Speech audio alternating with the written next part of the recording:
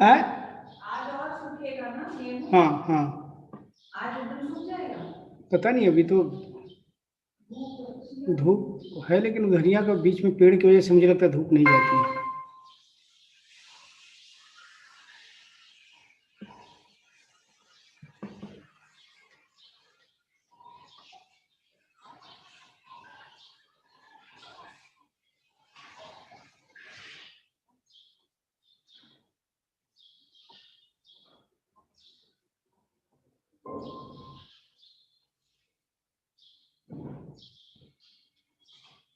ये अनु हाँ दिलीप जी। वो रेलिंग पूछा क्या अंशु? जी भेजे हैं। पूछो उससे। हाँ पर्दे लगा दो या तुमने खाली 2 मिनट लगाना, बस खिड़की बस। अच्छा अच्छा, ठीक ठीक ठीक। मेल में भेजे, किसे भेजे? तो कपड़े लो, कपड़ा अंशु नीचे लेके आए। हमको स्किल सर्टिफिकेट चेक कर लीजिए सर। अभी क्या थोड़ा सा हम व्यस्त, अभी हमको लिंक भेजना सबको है यूट्यूब वाला, तो मैं उसमें हूँ। हाँ तो थोड़ा सा हमको समय दीजिए अभी तो। हाँ हाँ देशमुख सर अभी बैठ गए होंगे मौन वाले में, सब बंद करके। तो एक्चुअली फीडबैक वाला काम तो होगा अब जब प्रोग्राम खत्म हो जाएगा तब। अभी अब फीडबैक भेजना किसी को नहीं है, तो एक बार अपने चेक कर लीजिए, फिर बात करते हैं। जब ये प्रोग्राम शुरू हो जाएगा ना तब बात करेंगे आपसे, 1 घंटे बाद। जी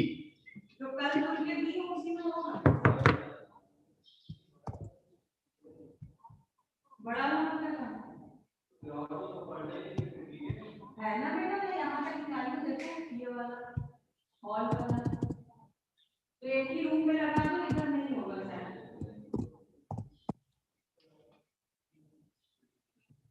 एक ही होगा सर, एक ही लगा दो।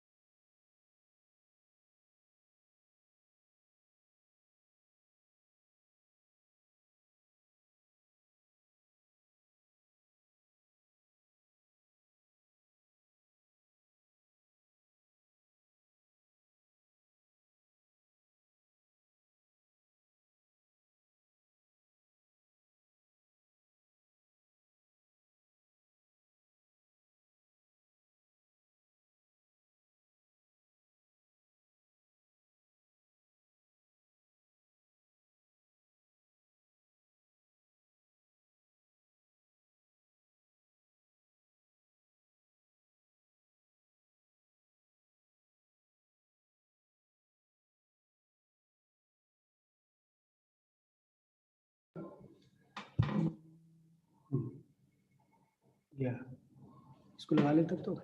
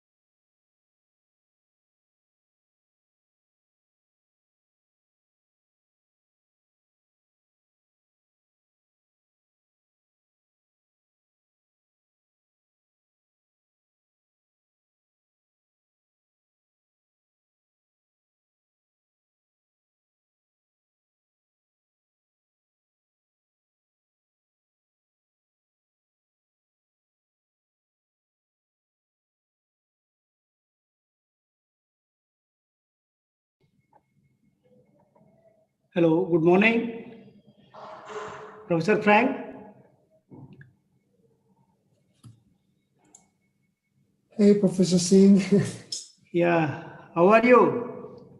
Good, good. How are you? Thank you very much. So I this was program will schedule about exactly at 10 a.m.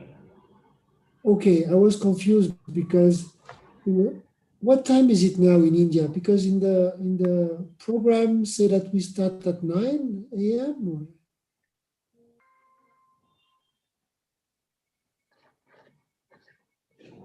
I think it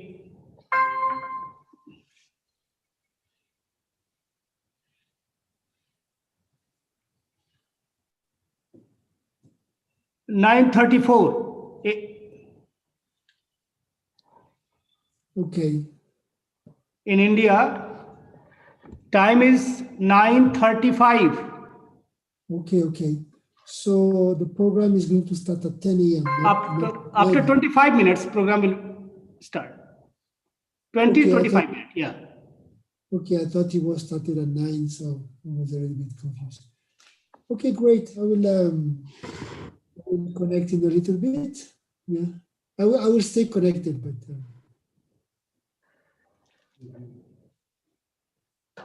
how was yesterday?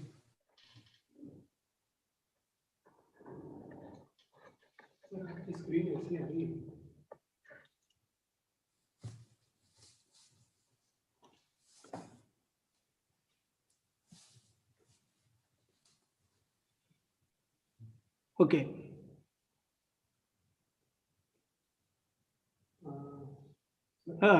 Yesterday is very good. The program. Great. Only two lectures are was yesterday, but today 3 lectures. Okay, excellent. Excellent.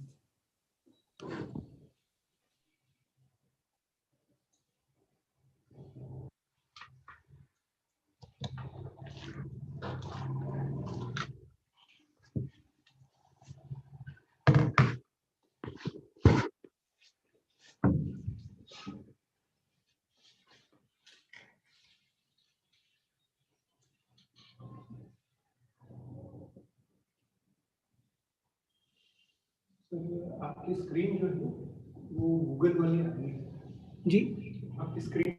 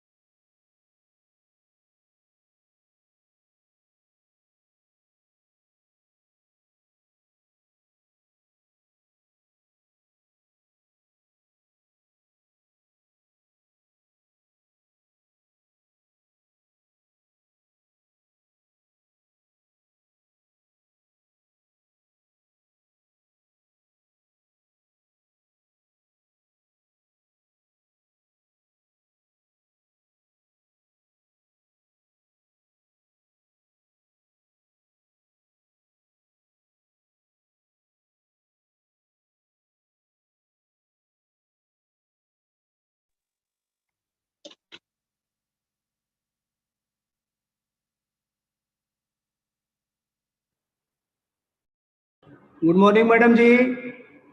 Morning. नमस्ते नमस्ते नमस्ते। और बढ़िया madam जी जी जी। बढ़िया। चलो। Professor Frank जुड़ गए हैं। अच्छा।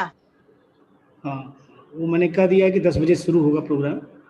हाँ हाँ हाँ, उनका टाइम वो है ना। हाँ,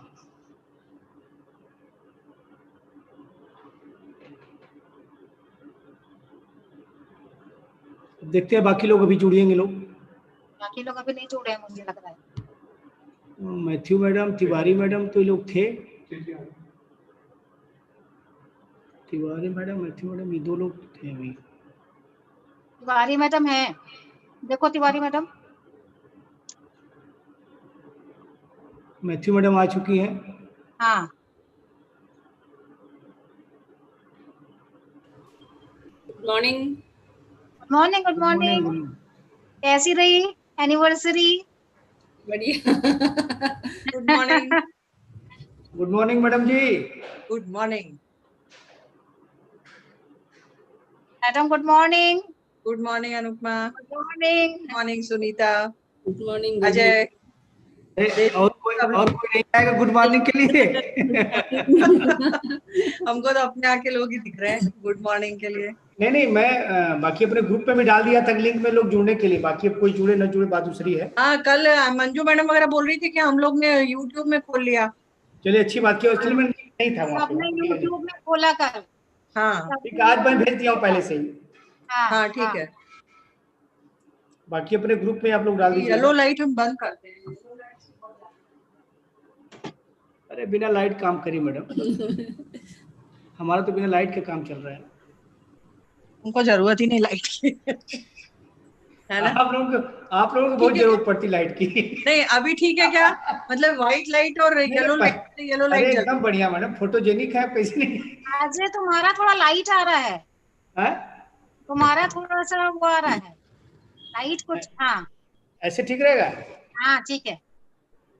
ठीक है मैडम, ऐसे ही हो जाएगा। हाँ नहीं ठीक है। आज देशमुख जी कहाँ है?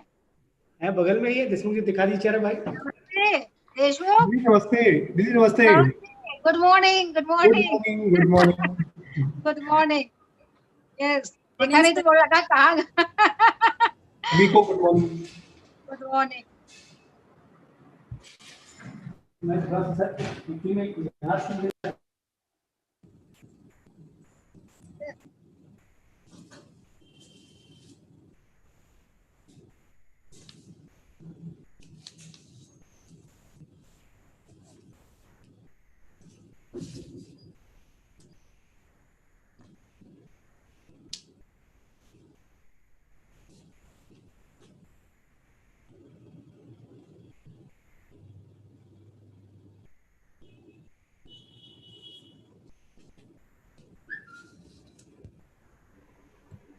एकदम बढ़िया।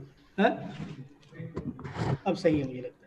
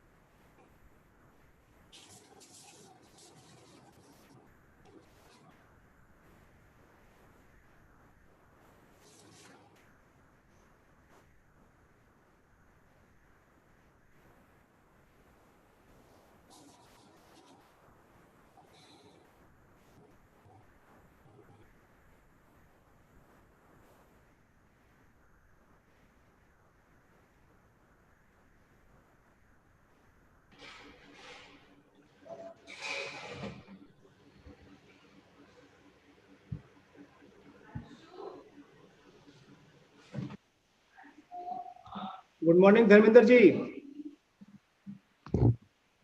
Dharmendra Singh, good morning. Good morning, good morning. क्या हाल है? How are you? Good morning, sir. Good morning, good morning, good morning. How are you, sir? Very fine, very fine. Thank you, sir. Oh, welcome, welcome. It is always my pleasure.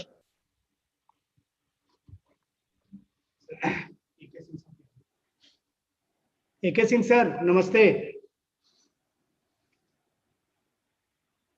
कहाँ है एके Singh sir? हाँ, जुड़े तो हैं, जुड़े। अच्छा, जुड़ गए हैं। हाँ, जुड़ गए। आगे सर। सर प्रणाम। हाँ, नमस्कार एके Singh ji. Sir, namaskar, sir. Sir, namaskar. Dharmendra अपना अनम्यूट करिए, आप वीडियो अनम्यूट करिए धर्मेंद्र जी।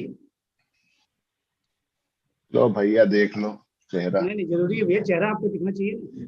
चेहरा दिख रहा था, मेरा चेहरा दिखने के बाद और लोगों का ढक जाता है। जरूरी है सर, जरूरी है। ठीक ठीक, great.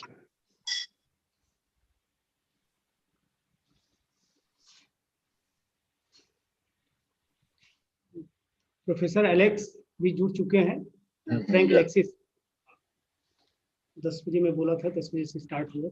Yes yes yes. Matthew madam start करेंगे, उसके बाद फिर आप से बात। हाँ हाँ, yes yes, absolutely.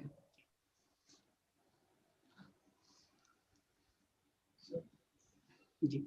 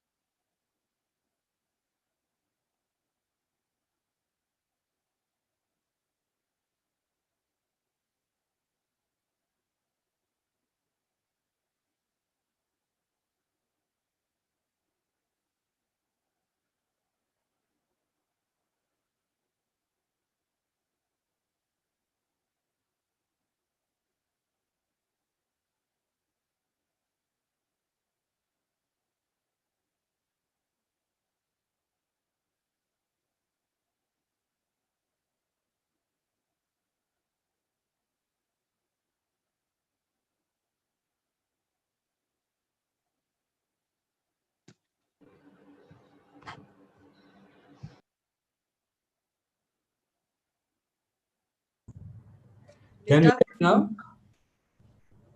Sir, good morning. Good morning, ma'am. I think there was some problem from my side, so now I hope it is okay. Good morning, sir. Good morning.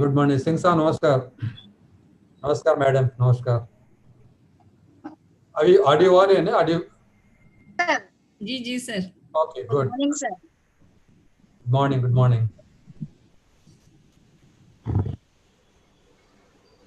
How many people have joined so far? Sir ये zoom में sir केवल बहुत कम ही लोगों को दिया गया है ये लिंक, बाकी सभी इसमें है। YouTube पे होंगे। जी जी जी जी जी जी।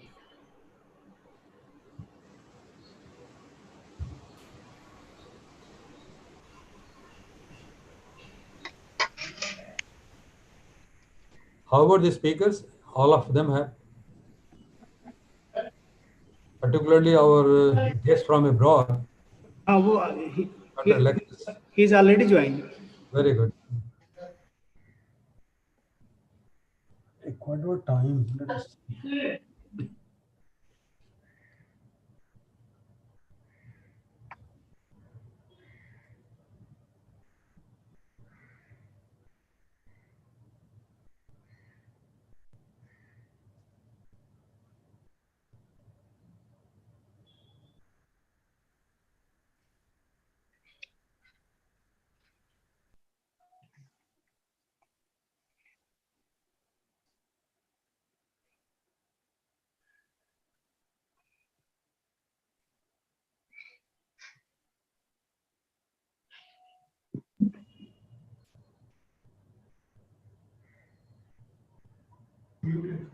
है?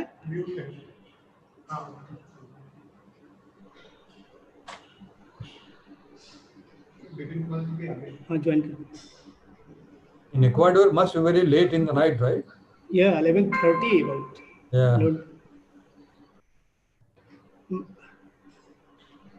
Kaji Singh was from Malaysia. Malaysia is no problem. Maybe noon time.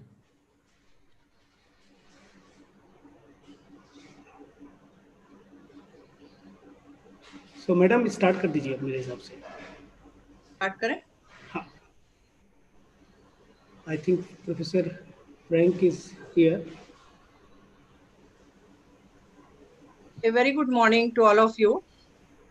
You are all welcome to the second technical session of the international webinar on role of functional materials, nanomaterials in combating COVID-19 pandemic. In this session, we will be having 3 invited talks for which we have our eminent speakers with us. First speaker is Professor Frank Alexis from Ecuador University.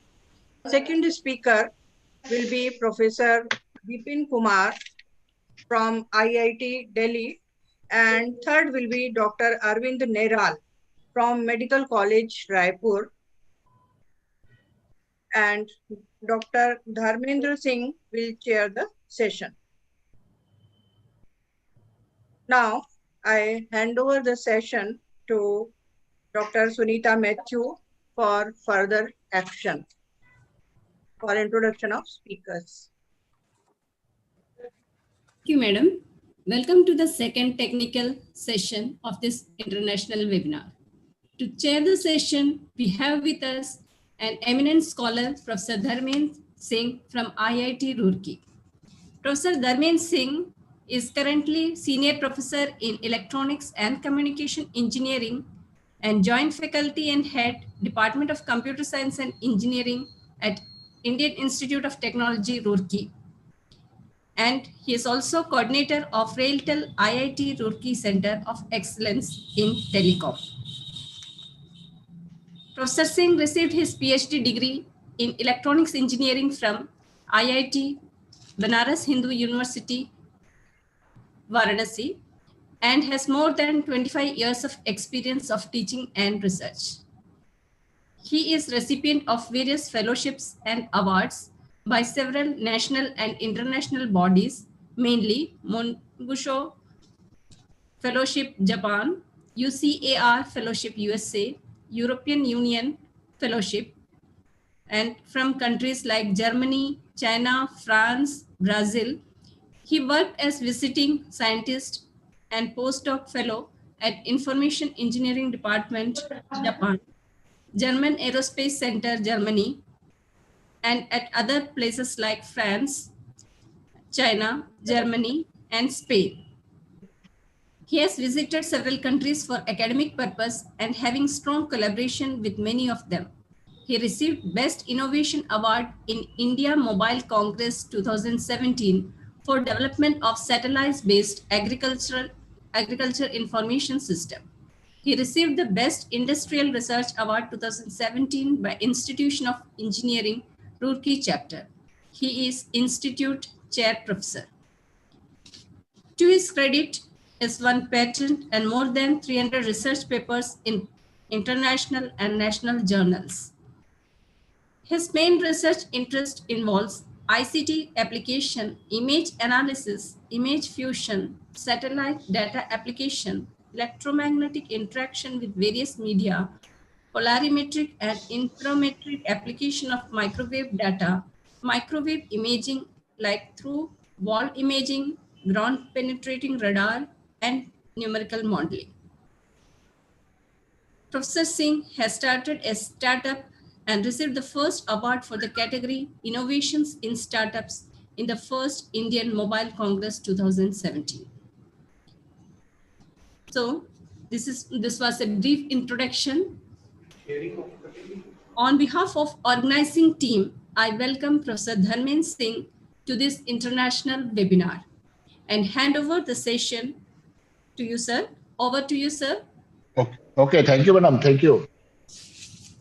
Oh, thanks. Thank you, Professor Alka Tiwari ji, for introducing me. And so this session has 3 talks, and I hope that all the speakers has 30 minutes. So once the 25 minutes will be there. 1:2:2. Hello. Yeah. So, Am I audible? Yeah, so yeah. what is now? So first speaker is Professor Frank Alex, Department of Biological Science and Engineering, Yache Technical University, Ecuador. And his title of the talk is Review of the Efforts in Functional Materials to Combat COVID-19 Pandemic. And I was going through his biodata, and it is quite impressive. He did his PhD from Nanyang Technology University, Singapore in 2005.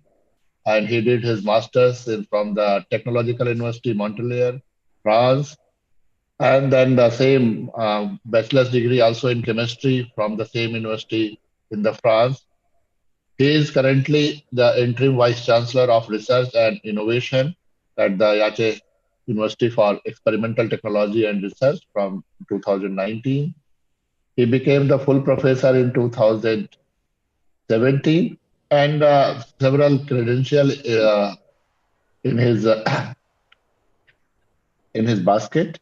And he has several visiting associate professor and postdoctoral research, like research associate in Massachusetts Institute of Technology, postdoctoral fellow in the Brigham and Women's Hospital, Boston. And he is a consultant for various companies and several projects he has deal in which one of the tissue engineering and the aspirates, biomaterials for bioimaging. And he has received several prizes and awards, like second best oral presentation, recognition for experimental service and support, top translational junior faculty.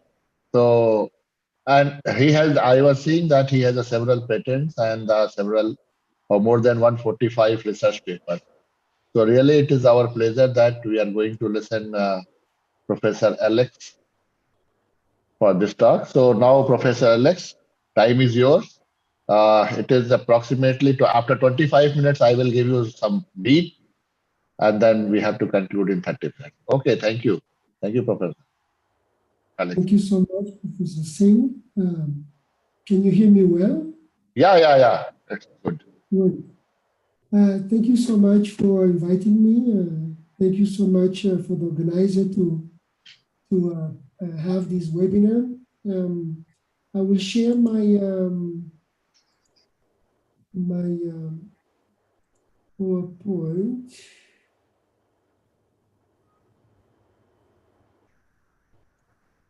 Can I get the permission to share Ajay, Ajay, kindly give him permission to share his.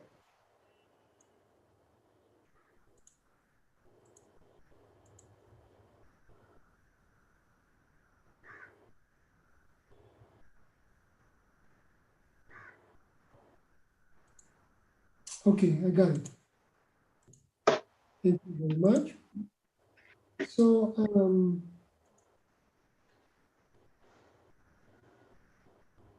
so today I'm going to give a review about the efforts in functional materials to combat COVID-19 pandemic. Yeah. I am in Yacha Tech University. I am in Ecuador. I give you my email address in case you have any questions after this webinar. And first, I would like to give a brief introduction of who are we. We are located, let me, I don't know if I can have that. Give me a second. I would like to use the pointer.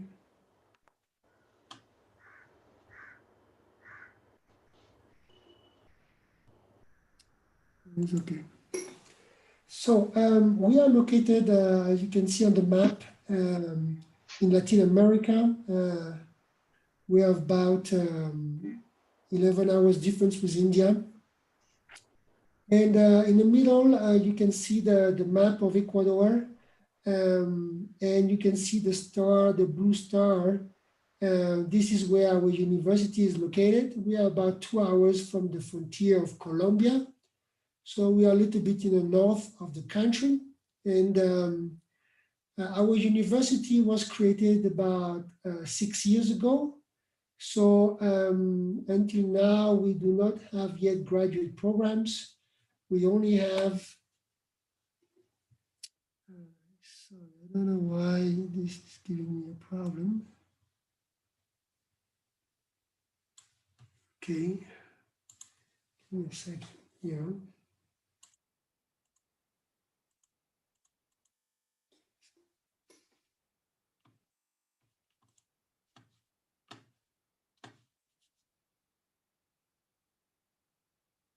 Yeah, I would like to use the pointer.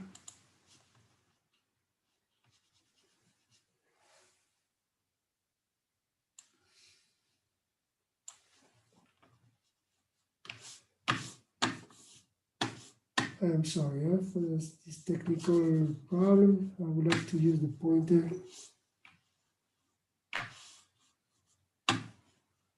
Okay.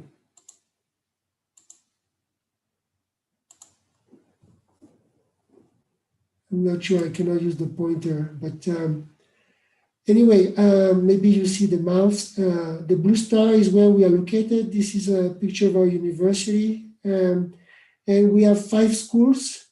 One school in biological science and engineering, one school in physics and nanotechnology.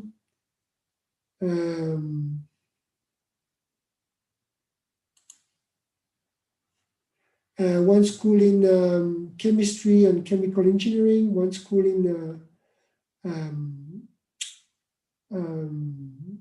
environmental science, and one school in mathematics and computer science. Like I say, we only have undergraduate students so far. I don't know if you can hear me, right? You can see the PowerPoints, right? Yes, yes, yes. Good. So to give you a little bit. And if possible, go to the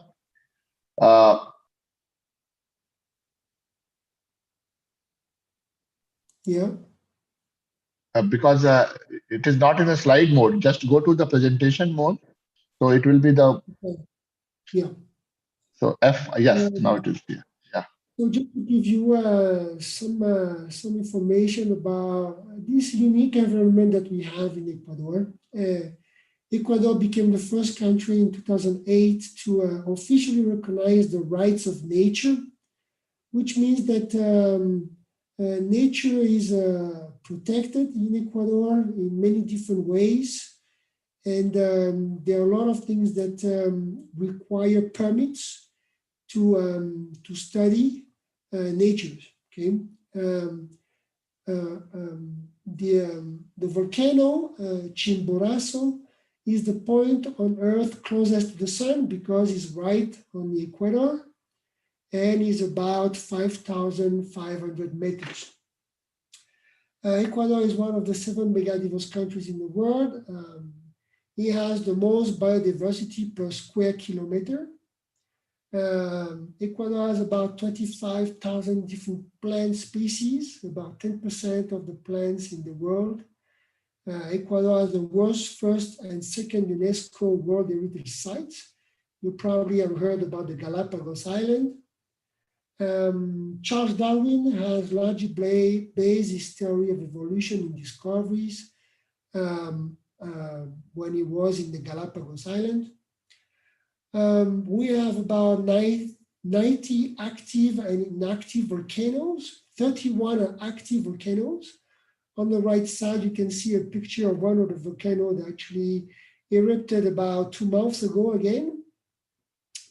Basically, this information can put you in the context of what type of research we are doing here in Ecuador. All the research related to geology, to plant science, to the effect of the solar radiation are really, really important here in Ecuador.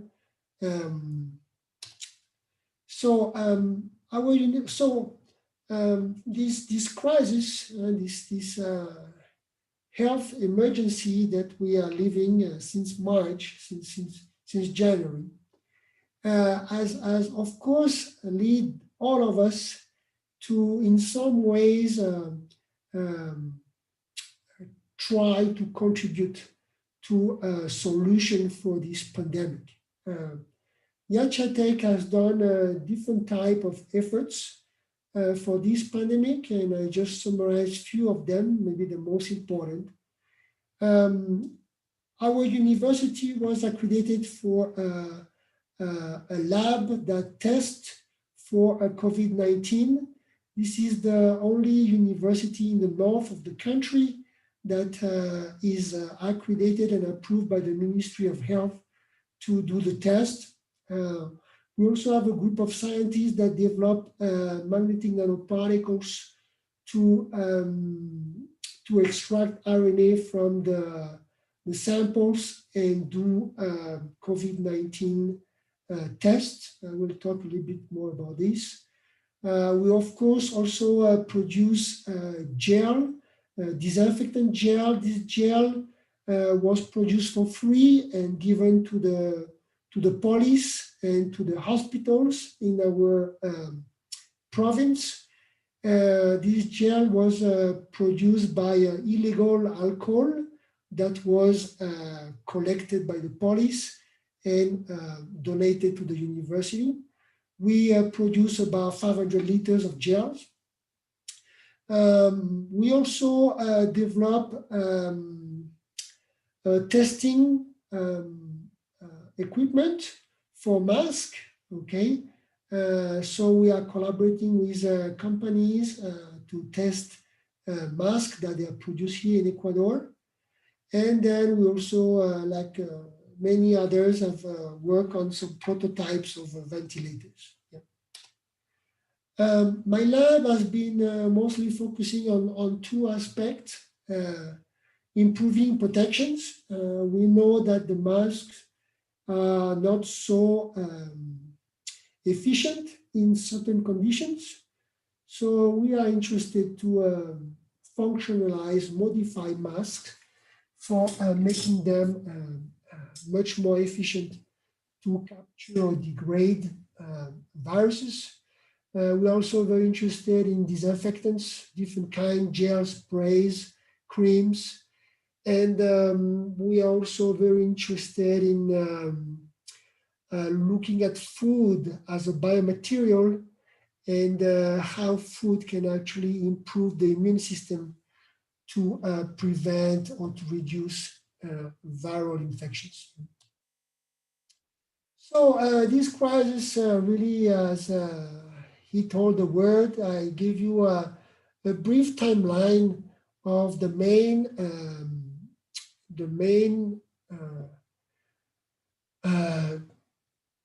impact of this pandemic in the world, and really the key is that this pandemic came a little bit surprising, like most of the pandemic, but there was a level of emergency that never happened before, at least for my generation and probably for at least 1 or 2 generations above me. And this level of emergency pushed pretty much everybody to change a little bit, to redirect, to refocus the research on trying to solve or provide some solution for this pandemic. Yeah. We all have a short-term, mid-term, and long-term project, but suddenly we probably had to focus on short-term project or maybe mid-term project to try to find some solutions. If you look at the right side, you will see the velocity of the development of the virus, and you can see that the COVID-19 velocity is significantly higher than the SARS that appeared in early 2000, and also the MERS that appeared a little bit later in 2012. You can see that the first 1,000 people to be infected with COVID-19 took about 48 days. For SARS, it took about 130 days. So this data is really critical because it really triggers all the research efforts that need to happen very quickly. So we mostly talk about prevention, diagnostic, and therapy, and how functional materials have been contributing to this type of approaches to combat COVID-19.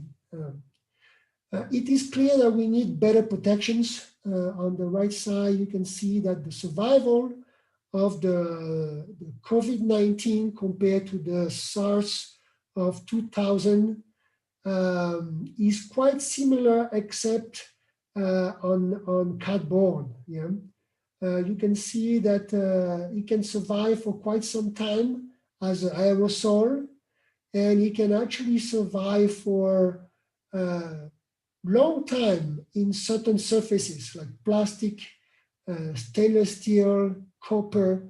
All these materials are common materials that are in the hospitals or in the supermarket, and everywhere we are in contact with. If you look on the right side, this is really the priority that that most researchers have been focusing on in developing better protection for general public, okay, better protection for the medical personnel who is in the front line of this pandemic, and also developing medical equipment. Because the economy was shut down, the frontiers were shut down, the access to medical supply, the access to medical equipment was very difficult, and most countries had the hospital that were overpopulated and needed some innovation in developing medical equipment. So first is about functional materials for better mask, okay? And There are many approaches, as you can see. There are thousands and thousands of papers about COVID-19 and in all directions. But really, there are, I selected these four approaches to improve materials for better mask. One is basically to modify the fabric, okay, with a polymer, and then to absorb copper nanoparticles. Copper nanoparticles have been shown to damage the envelope of viruses, and therefore they could degrade the virus when it is in contact of the mask. Below you have this product that is developed by Respilon. It's called RespiMask. And in this case, this mask is a typical mask, but you have two layers of nanofibers that are inserted inside the mask and have very tiny pores. And because of that, it can prevent the transfer of the virus from inside or through the mask, okay? Another approach that have been reported is this ion-zyme treatment. Basically, is using iron oxide nanoparticles as an enzyme.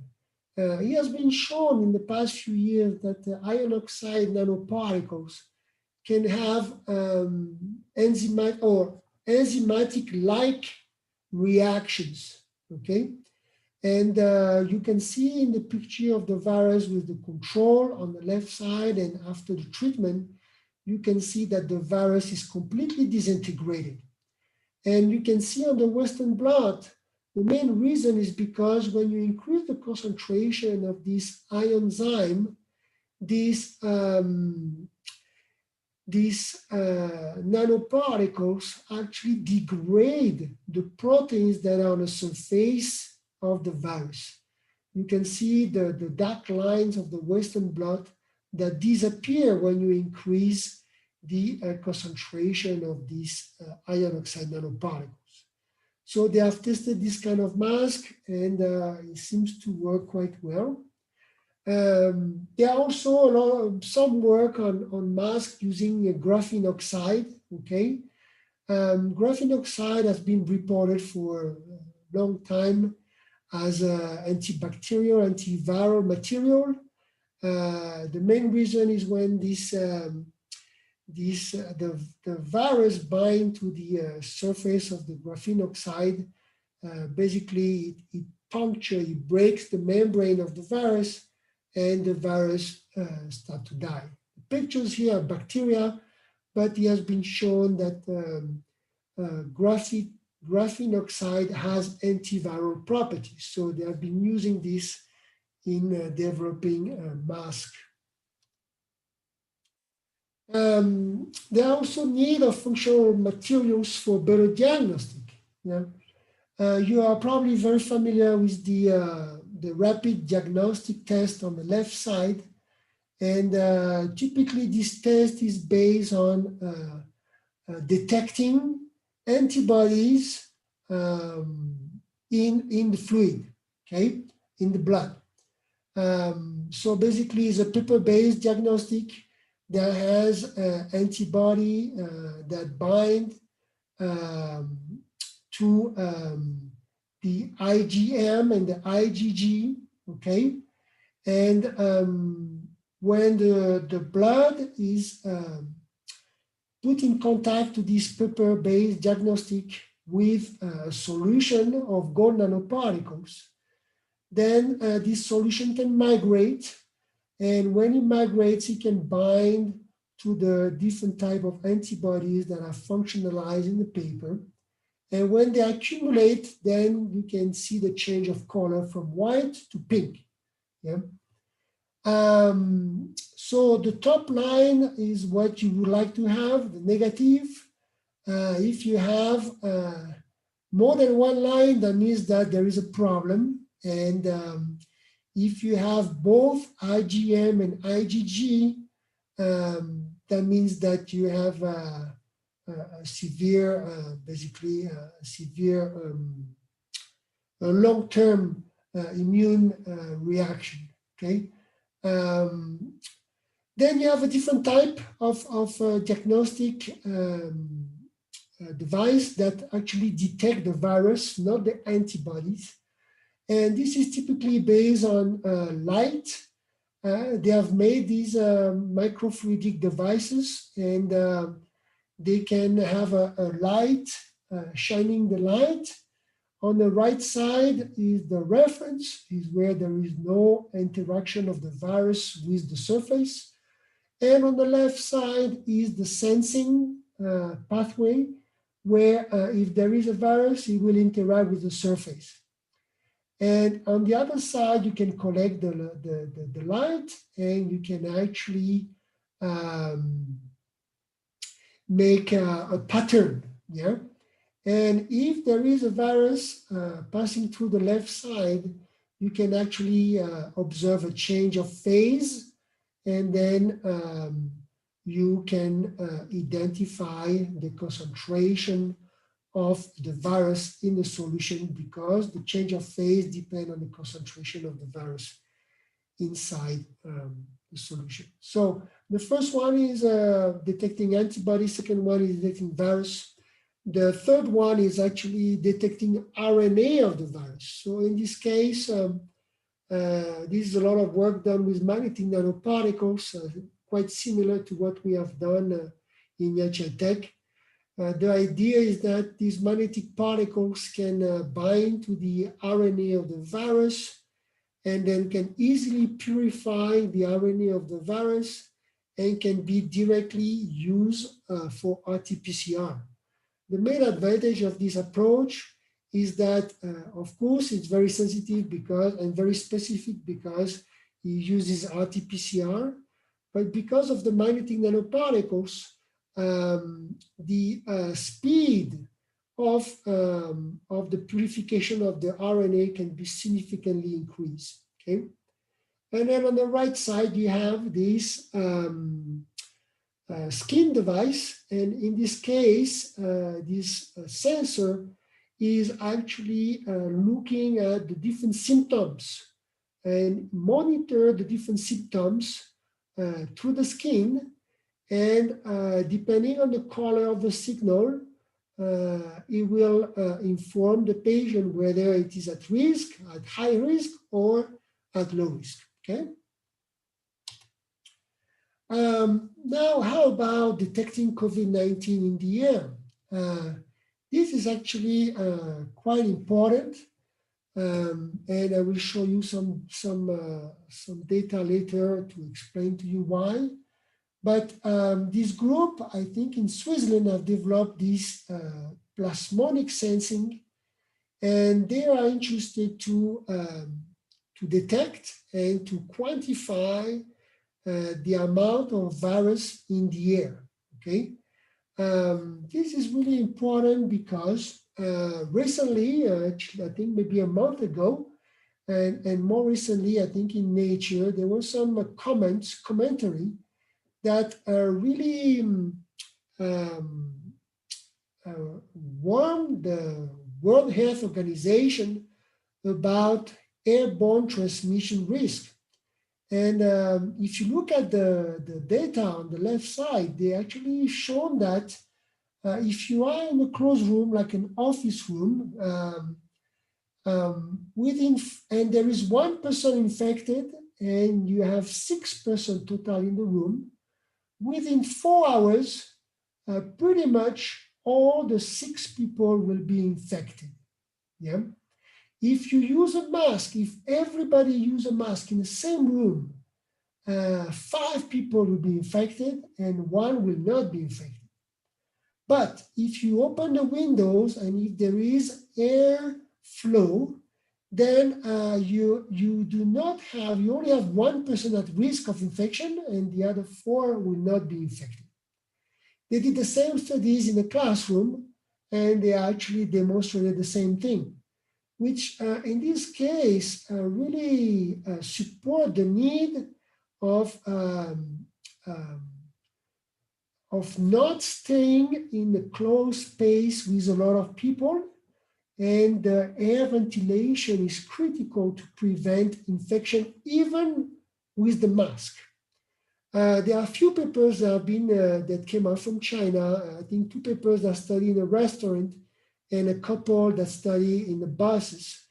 And they have shown that actually the infected people in the restaurant were much more than the 6 feet recommended by the WHO. Some people were almost 5 meters away from the infected person and also got infected. Yeah? And this was also published in a paper with some flow dynamics showing that the very small particles with COVID can actually go much further than what we thought. The main conclusion is that the aerosol of COVID-19 can go up to 8 meters and remain in the air for more than 10 minutes. So clearly it is important to detect these virus in the air to prevent further infections. I think many of you are very, have done a lot of work in environmental science, and so I wanted to cover a little bit whether we need biosensors for detecting COVID-19 in wastewater. There are a few studies that have clearly demonstrated that there is COVID-19 in water. However, this is typically in wastewater, but in purified water, in treated water, there is no evidence of COVID-19. So, and also there is no evidence or little evidence that the virus can remain infectious after drinking the water. Okay. Another important parameter that has been demonstrated is that the number of infectious virus declined very rapidly at 25 degrees compared to 4 degrees. So these viruses cannot stay too long active in the water at 25 degrees. I wanted to talk a little bit as well about the functional materials for better therapies. You are all familiar with the vaccines. There are many different types of vaccines, but really for COVID-19, the DNA, the RNA type, and the peptide type vaccine are the ones that have been advancing the most rapidly in clinical phase. On the right side, I also give a summary of some of the drugs that are in clinical trials. And there are mainly 3 types of drugs, mostly anti-malarial drugs. And then you have the anti-neoplastic drugs. And then you have these immunomodulatory drugs, okay? All these drugs have been used for different diseases, and they are trying to reuse them for treatment of COVID-19. Now, one approach that have been reported, different than the vaccine and different than the drugs, is the approach of blocking the virus for better therapies. There are three main approaches. The first one is blocking the internalization of the virus. We know that to be infectious, the virus protein need to interact with the surface of the cell and then enter inside the cell. And therefore, all these chloroquine, hydroxychloroquine are drugs that have been used for a long time to block the internalization of the virus inside the cell. Now, similarly, people have reported using a phage capsid, okay? And this phage capsid can bind to the surface of the virus. And when it binds to the surface of the virus, it prevents the virus to enter inside the cell. Quite similar to the chloroquine approach, but in this case, blocking the surface of the virus. Very similarly, instead of a phage, people have reported quantum dot. So this quantum dot can bind to the surface of the virus and block the infection of the virus. There are two main viruses based on nanoparticle that are now in clinical trials. One is UFOVAX, and UFOVAX is basically based on a self-assembly of proteins to produce a nanoparticle with the antigen on the surface. So it's like a synthetic vaccine that is produced by self-assembly. And the one that you may also be familiar with is Moderna from the US. They use a lipid nanoparticle to deliver RNA vaccine, okay? Moderna has been a lot in the news, and the main reason is because in 45 days, they were able to produce the vaccine and send it to the hospital. So they got the sequence, they made the nanoparticle, they produced the nanoparticle, they encapsulated it, and then they did all that in 45 days, which is a really, really fast time to develop a vaccine. And of course, to finish, some people have been very interested in not just the vaccine, but how to deliver the vaccine. Yeah? Is there a way that will improve the vaccine if we deliver it differently? In this case, a lot of people have been interested in transdermal delivery using these micro needles. And the main reason is because the immune reaction in the skin is typically quite strong. And therefore, it could be a good site for delivering the vaccine, like most other vaccines. With this, I would like to thank you for your attention. I don't know if we have time for questions or comments, but thank you very much. Hello, thank you, Professor Alex.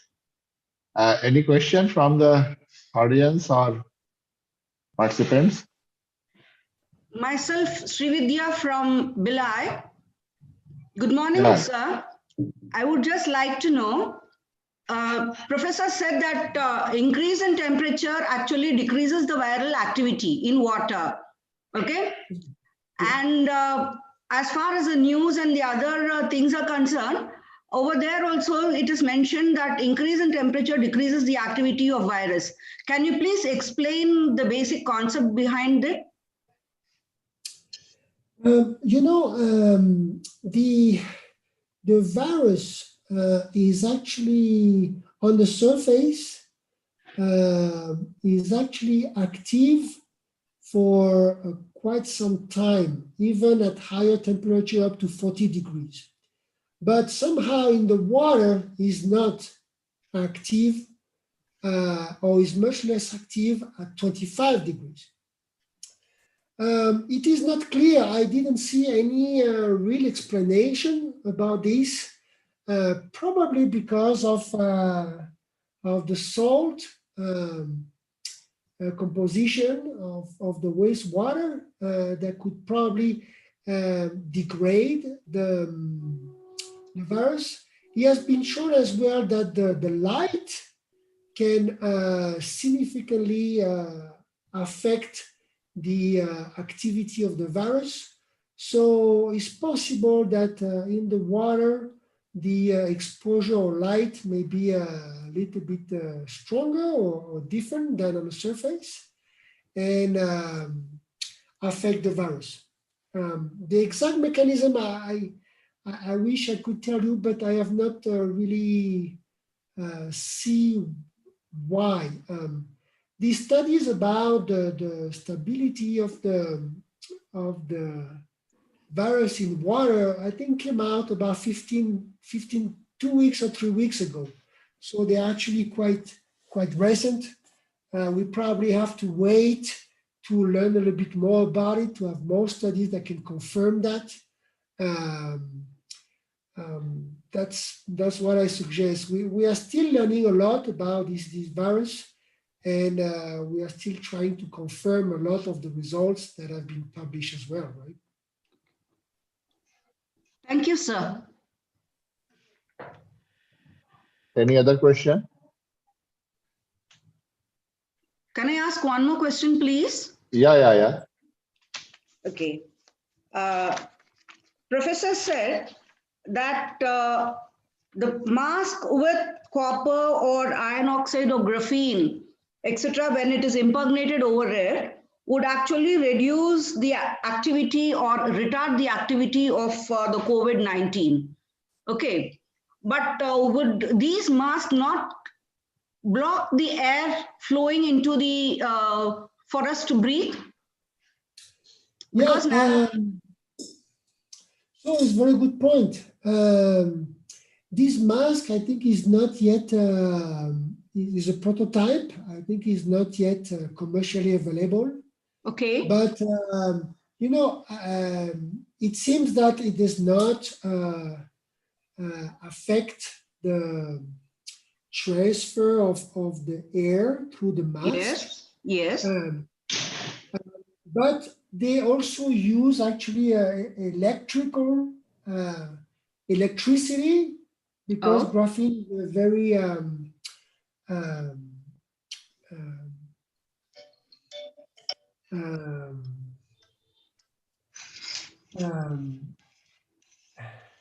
conductive material, right? Hello. And by changing the frequency of the current, you can actually break or destroy the surface membrane, or change the shape of the surface membrane of the virus. So from what I know, there's not too much information about this mask, actually, this graphene oxide mask. Okay. But it seems that it works fine for the air. Okay. Thank you, Professor. Thank you so much for the questions.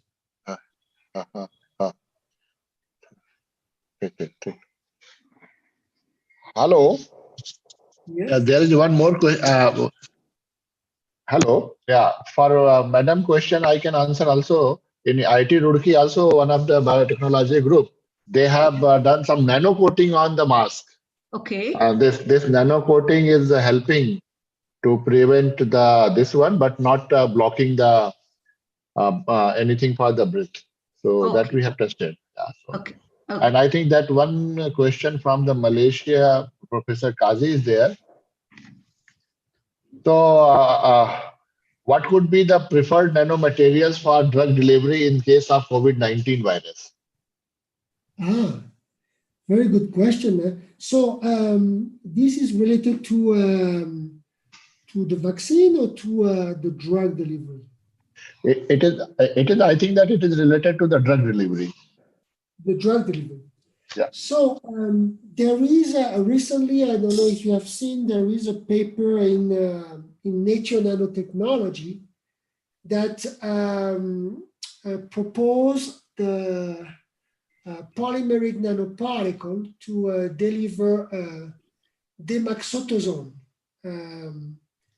And they don't have really data, but the proposal is based on previous data with demaxotosome.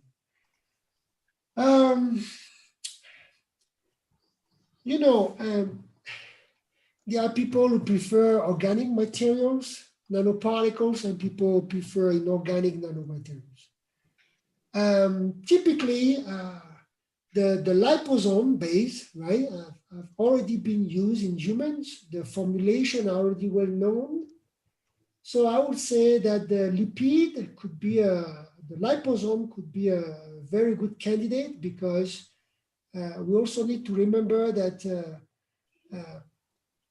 we need a solution quickly. Yeah. So we cannot start from zero. We have to start from something that is already well known. So I would say, you know, liposomes and also maybe polymeric nanoparticles like biodegradable polymers like PLGA, PLLA, that kind of nanoparticles that also are now used in humans for cancer therapy. So I would say these two types. Okay, thank you. If any other question, then please mail to the Professor Alex. Thank you very much, Professor Alex. And Thank you so much. thanks for your time. And hope to have some good interaction in near future. Okay, Thank so you. now the next speaker is Professor Bipin Kumar from the Department of Textile Engineering, IIT Delhi. And he is going to deliver a talk on the very interesting topic, design and performance of functional PPE kit. So that is one of the most challenging tasks for nowadays. And Professor Bipin Kumar did his graduation from the IIT Delhi in textile engineering, and he did his PhD from the same IIT Delhi in 2013. After that, he was the postdoctoral fellow at the Hong Kong Polytechnic University in 2013-14. Then the Fulbright fellow, postdoctoral fellow, uh, University of California, Davis, USA, 2014 to 16. Research assistant professor, Hong Kong Polytechnic University, 2016 to 17. And I hope that he had joined in May 2017, IIT Delhi as assistant professor. He has a several credentials. He got the IEI Young Engineer Award 2018-19, Teaching Excellence Award by IIT Delhi, BST Inspire Faculty, Award for Excellence in Postdoctoral Research, Fulbright Nehru Postdoctoral Research Fellowship, Harshvardhan Dwarka Motilal Memorial Award, and he is serving as a board member for several journals and several papers, patents and papers in his credit. So this is a good time. I would like to invite the Professor Bipin Kumar to share his thoughts and discussion. Okay, Professor Bipin. Yeah. Am I audible? Yeah. Yeah. Thank you, Professor Dharmender, for nice introduction. And thank you very much, Dr. Ajay, for inviting me and the whole team for organizing this wonderful seminar. So personally, I'm from textile and fiber background, and most of these personal protective equipments involve a lot of textile engineering. So my talk will be more related to how when we design anything in terms of nanomaterials or in terms of smart fibers, how we can scale it up, what challenges are there in terms of textile engineering. And luckily in the COVID-19 pandemic, we commercialized 2 or 3 more products and which is available in the market. And the name of the product is Kavach itself. And it is one of the highly highlighted product during COVID-19, one of the gem from IIT Delhi. And luckily my team was they take the initiative, and from research to the commercial, we have crossed all the paths. So my talk today will be following you like what challenges we did face, what accomplishment we did, and what textile engineering is all about, and more specifically in the mask, like how we can, what further sort of improvement is required in terms of mask development, and as well as kits and now antiviral garments are also coming up. So the new avenues that also you can explore in this field. And from commercial point of view, I think my talk should be more valuable to many faculties who is there, like how you can scale it up with the help of your students, because the whole product was actually commercialized by normal bachelor students of IIT Delhi. So that's something is very, very challenging and also very rewarding at the same time. So let me share the screen and let me know if all of you can see my screen. Is it visible? Is my screen visible? Yes. Okay, thank you. So, I have in my presentation, I'm going to focus mainly on mask and antiviral garments. And these are products actually we commercialized in last 8 months, and all of these products are available in the market. And a very fantastic textile engineering was involved here. And in terms of antiviral garments, obviously there are some part of nanomaterials tools was there. But from textile point of view, like one thing we have to really understand is like whenever we have to go for any scalable product, the textile components need to be taken care of.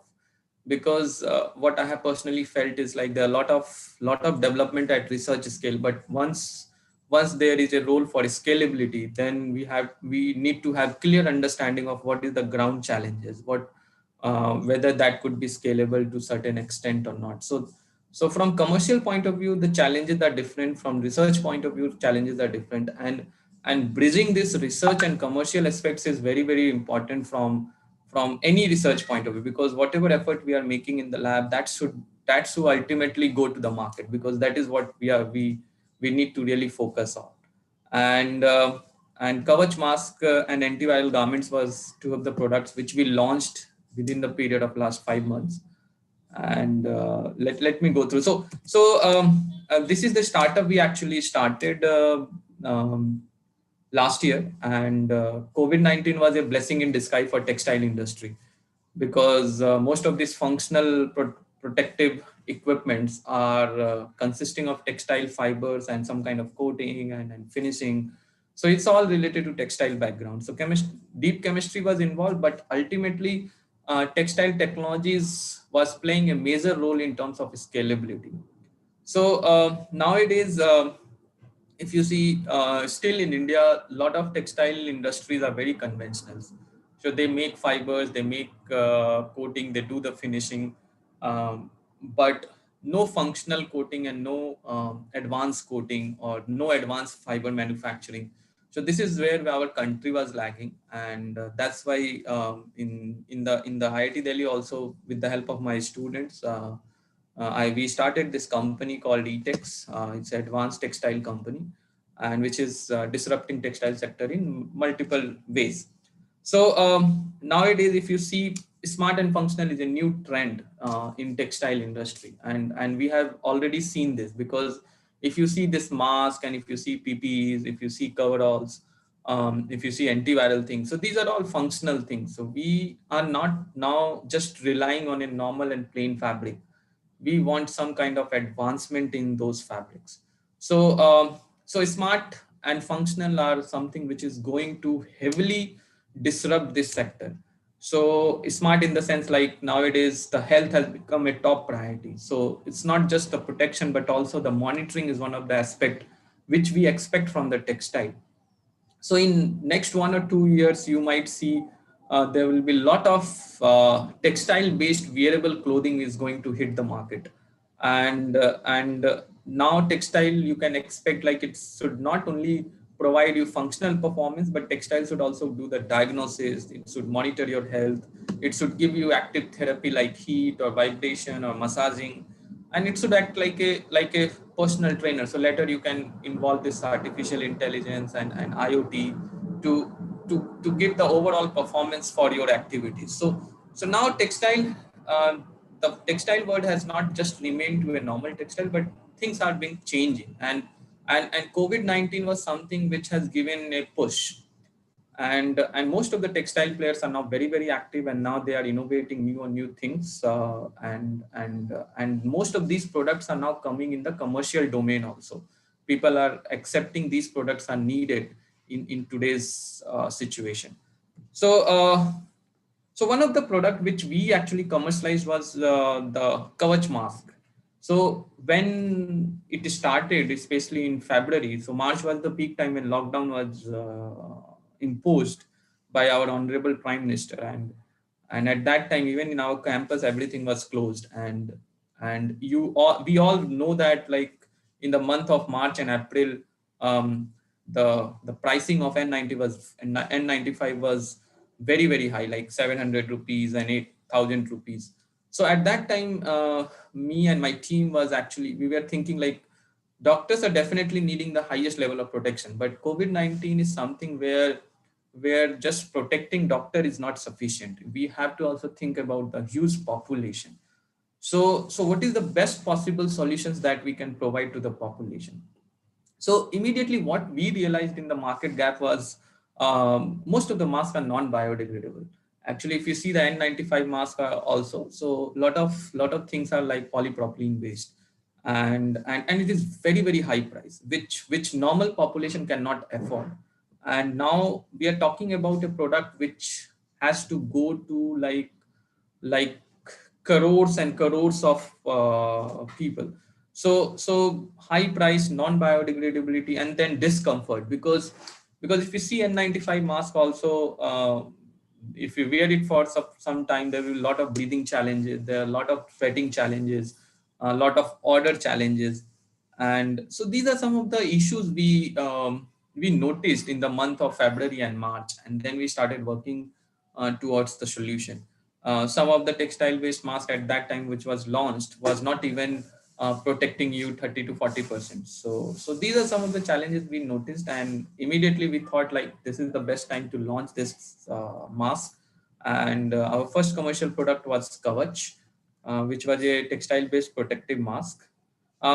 In last 5 months, almost, if you see the Kavach mask, we have sold more than 20 lakhs masks, and a lot of jobs were created, because that is the one thing which is also very, very important. Even whatever technology we develop, that should connect with the society.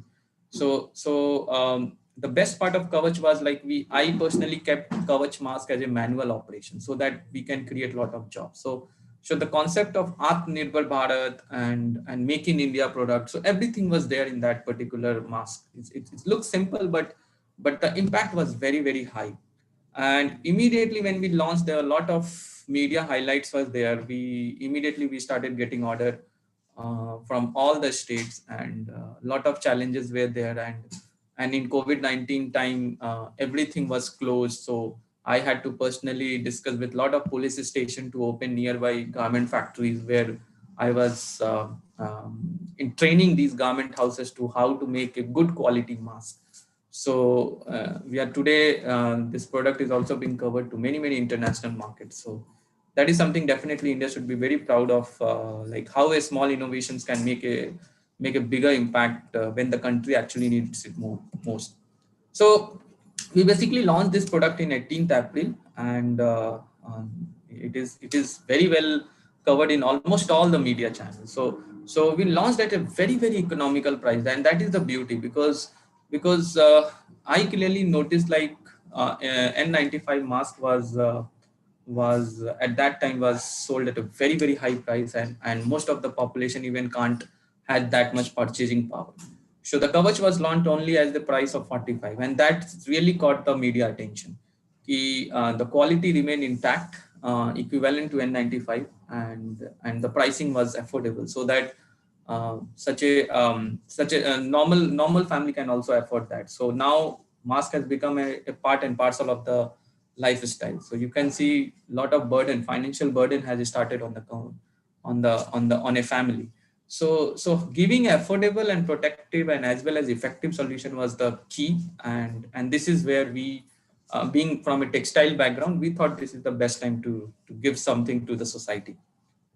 And we also connected with a lot of underprivileged people, and that is the beauty, because as I told earlier also, like, whatever technology we develop, we should ultimately, it should serve the people, and that is what we are supposed to be doing. So we connected a lot of PWD people, we connected a lot of textile people, and they are very underprivileged. They're buying the PWD society and underprivileged women. So they all actually participated in this journey for making this mask. Even Swarna Raj, the international para athlete president awardee, was one of our ambassador also. who was leading like the team of 200 PWD candidates who were making this Kavach mask and selling it to the market. So this was some of the impact. Many NGOs also got connected with IIT Delhi in this journey, and we helped them, we trained them like how you can create a good quality mask in the home itself. So Uddhava and Eco Tattva and Association for Disabled People and NEEM. So these are some of the NGOs actually who have participated in this journey. So a lot of training and development and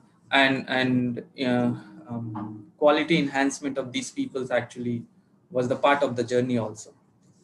So before I move to like, there were a lot of misunderstanding in terms of mask things. So I personally thought maybe in this presentation, I will give a little bit brief about what is the technology that is there in the mask and what are the testing protocols that one should follow. Because sometimes we only look for these three words, N95, N95, but if you go a little bit deeper, then you will believe that there are a lot of many other ways where one can provide effective solutions, which could be very well effective than equals to N95 itself. So in the market, when you see a lot of products, so there are basically three types of products in the mask category you can see. Obviously, one is N95 mask, which is a non-textile mask, which comes under the medical one. Then there was a surgical mask, so it is usually used in surgery. So most of the people use surgical mask, believing that it gives the protection. But to be honest, most of these surgical masks are not meant for protection. They are used in surgery because it gives a splash resistance proof. Then recently, many textile-based protective masks are also coming in the market, and they do good amount of covering as well as protection from PM 0.3 particles and normal textile waste mask. So these are the technologies, textile technologies that are used in the development. So non-woven is the most important one. And from textile perspective, you have the knitting and woven constructions, which is used, which do mechanical filtration. The raw material is obviously the polypropylene is used in medical and surgical masks. And for textile-based mask, we have the cotton fiber, polyester fiber, and nylon fiber are the widely popular. And the filter, actually filter is the key, because most of these particles are prevented with the help of diffusion, interception. So you have a micro level filters where we use micro PP for making this type of non-woven material, and this filter lies between the fabric layers, so through which you can get the protection. So melt blown and spun bond are the layers which gives protection to the textile mask.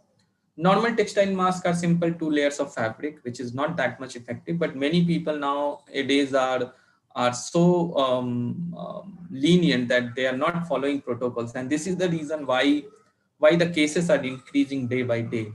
And people also has to realize that you need to really follow the protection to the utmost level. So protective mask is the must till we get the vaccine for the COVID-19. So obviously, no doubt, N95 is the best one. But as I told you, the challenges in the N95 is like in the market, you will see a lot of N95 word mask. And to be honest with you, 90%, 95% of the masks are fake. And people has no idea about like what is the true quality of mask in N95. So usually this N95 is the name which was given by the society from New York, and it's a National Institute of Occupational Safety and Health in United States, and they designated N95, N99, and N100. So N95 was given by WHO standards also, which gives you 95% protection at 0.3 micron size particles. So it's a kind of mechanical filtration. So you have a filter layer, and from other side, if some particles intersect, that particle, because of the porosity in the fabric structure or filter structure, that particles stays on the one side, and 95% protection should be the key.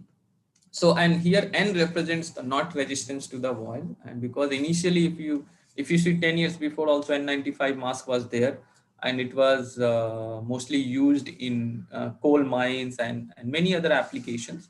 But since the virus particle was very, very small, so WHO recommended N95 might be the best possible mask, which can at least minimize the risk of spreading of COVID-19.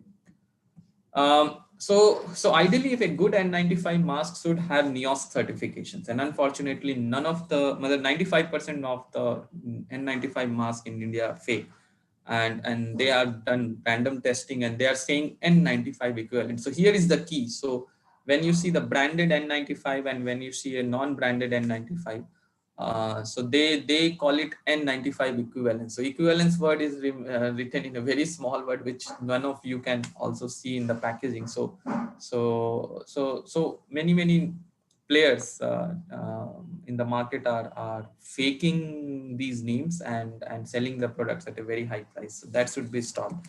And then you have the FFP1, FFP2 category mask, and this is the filtration layer performance of these masks.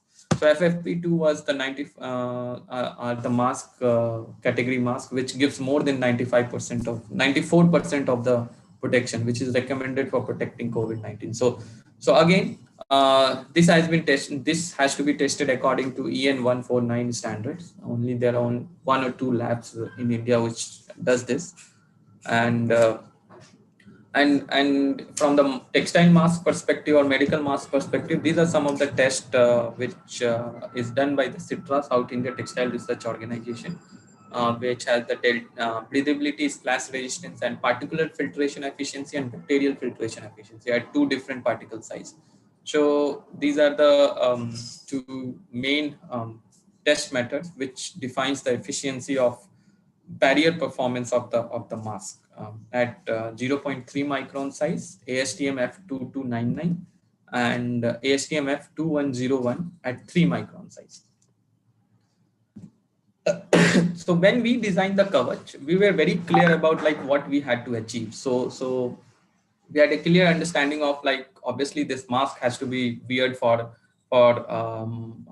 many hours, and a normal population who has never used a mask, he will give comfort as a first priority. So why not give the comfort as well as protection? So that was the key. So for giving the comfort, you need to have the soft fibers and unique structure on the face, on the fabric side. So what we did was like we created 2 layers of the fabric first, and in between that there was a filtered material inside, and that filter material is also uniquely designed because when you use a high dense filters, basically we call it GSM, gram per square meter. So more and more GSM, when you use it, there will be a lot of breathing challenges. So the science was how you can maximize the protection and without compromising the breathability, because if the breathability of the mask is poor, then there will be a lot of discomfort to the users. And if you want high protection, definitely the breathability will go down. So we thought maybe 90% initially at 0.3 microns would be sufficient enough for a normal population, not for medical grade people, because obviously medical grade people who is working in COVID-19 wards needs maximum level of protection. But I think for normal categories, if the mask is sufficient enough to give more than 90% of the protection, then it should be good enough. And here we compromise the permeability of the fabric also with the help of manipulation of yarn in the fabric structure. So the fabric is very, very soft. So when you wear it on the face, you will fit lot of good tactile comfort due to the fabric structure.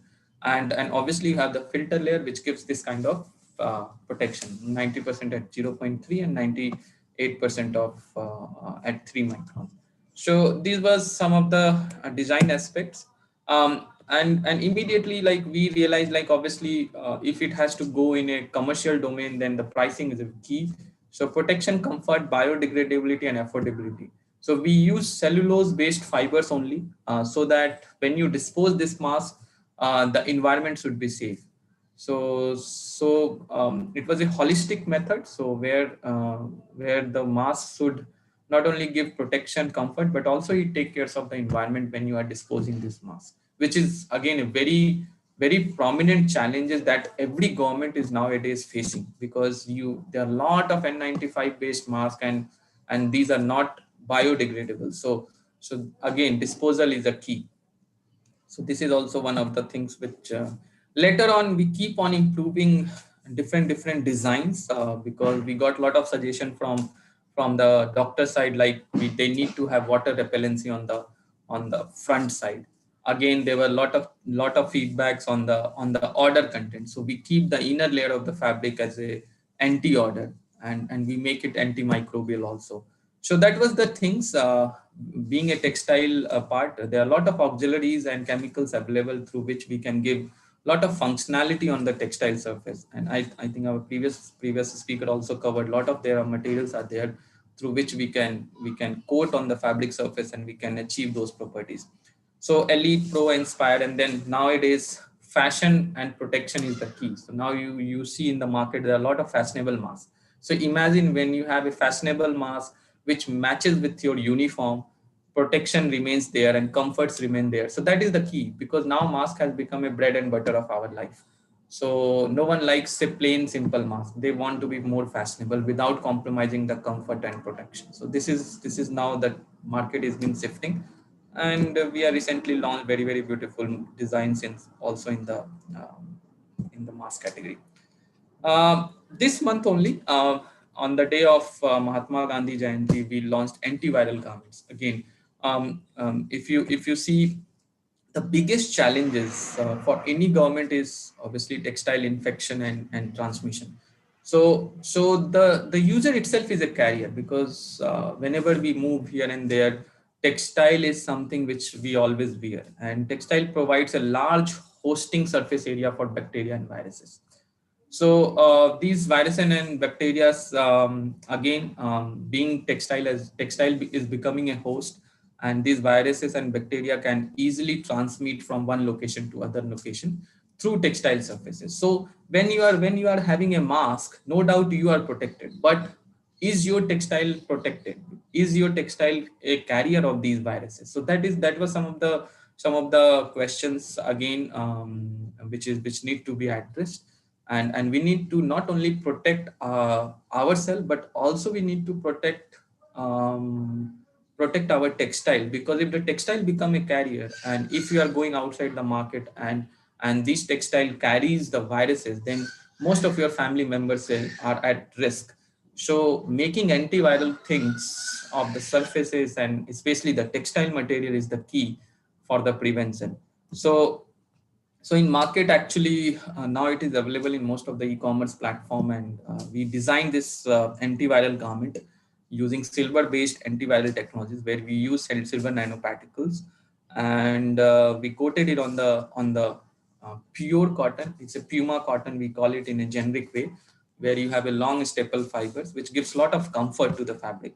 And we designed the amount of these particles which makes it 30 times washable. So even if you wash it for 30 times, the quality remains there. And again, there are a lot of other aspects we covered, like bioprocess. We bioprocess the fabric so that there should be no shrinkages, and obviously it's a gold finish material. So it's a very premium product which we launched in last 10 to 15 days before. And it shows more than 99% protections against MS2 virus. So the compound which is supplied by the supplier was also claiming that they have tested it on SARS-CoV-19 too. So which is again belongs to COVID-19 family. But in textile, Professor Bipin, just Yeah. sorry, just 4 to 5 minutes. Yeah, I agree. So this is what mechanism is very clear, simple. Obviously, you have the silver ions which actually attach with the fiber, which when the viruses host on the fabric surface, this penetrates in the wall of the viruses and bacteria and also microbes, and it prevents their growth. So the key aspect from textile point of was obviously the process optimization. So we use textile finishing, pad and dry, and obviously at a large scale you need to optimize the concentration of the solution, and also you need to minimize you need to maintain the good pH and concentration And then there was optimization in terms of timing, temperature, and drying time to get the desired activity of the fabric. So this is something which we optimize from textile parameters point of view. Lot of products has been we tried on t-shirts, apron, and it was showing very, very good antimicrobial and as well as antiviral properties. So if you want more information, I would recommend you can go and check on these websites. The best part of this journey was obviously the team, and to be honest with all of you, most of these things was possible because of good students and all undergraduate students, luckily. And 90% of the team is very young, 20 to 24 years of age, and they are doing such a wonderful thing, creating new products, new ventures, and making it successful. So with this, I would like to end here with saying this: let's fight COVID-19 together and save our country. This is the urgency. This is something pandemic we have to fight together. So thank you very much, and I'm open for a few questions if you have. Myself, Srividya, once again, would like to ask a small question from my end, sir. Yes. Respected sir, you just told that Kavach can be worn as a facial mask. Okay, what is the time period of its utilization? How long can I utilize one Kavach if I just purchase from the market? Yeah, I got your point. So the Kavach is actually a reusable mask. So you can wash it more than 10 to 15 times. Okay. And what we have checked is like, even if you wash it, let's suppose if you are wearing it for 8 hours and then you are washing it, and then the filtration efficiency of this mask remains effective up to 10 to 15 washes. So when you are buying a simple plain textile based protective mask, Kavach mask, then obviously it will run for minimum 15 to 20 days. It can go more than that, but the problem is breathing, because the particles will keep on accumulating, the dust particle, and because of that you will face lot of breathing challenges. Okay. It's just like a mechanical dust accumulating, and then the permeability of the fabric gets disturbed after a few days. Okay, thank you. Thank you, sir. Thank you very much. So now we have to move to the... Dr. Singh, there was a very important question from one of the participants. Yeah. Which platform it is available? I think... Okay, yeah. Okay, yeah. So Kavach mask is available in everywhere, like Amazon, Flipkart, all e-commerce platform you can find it. And also on our website, etex.in. It is available also on IIT websites as well, IIT Alumni Association. So IIT Delhi is promoting a lot for these products. Okay. And how about these antiviral compounds that you were talking about? So it is silver based. Are they synthetic nature or nanoparticles, or what are they? So obviously it's a nanoparticle. And so, organic based or inorganic based? Inorganic based. Okay, fine, understood. Okay, you don't have to reveal everything. Thank you. Sure. Okay, great. Thanks, Professor Bipin. And now we have to move to our last speaker for this session, Dr. Arvind Meral, who is MBBS, MD Pathology and Bacteriology. And now currently he is a professor of pathology, head of the Department of Pathology and Microbiology, JNM Medical College, Raipur.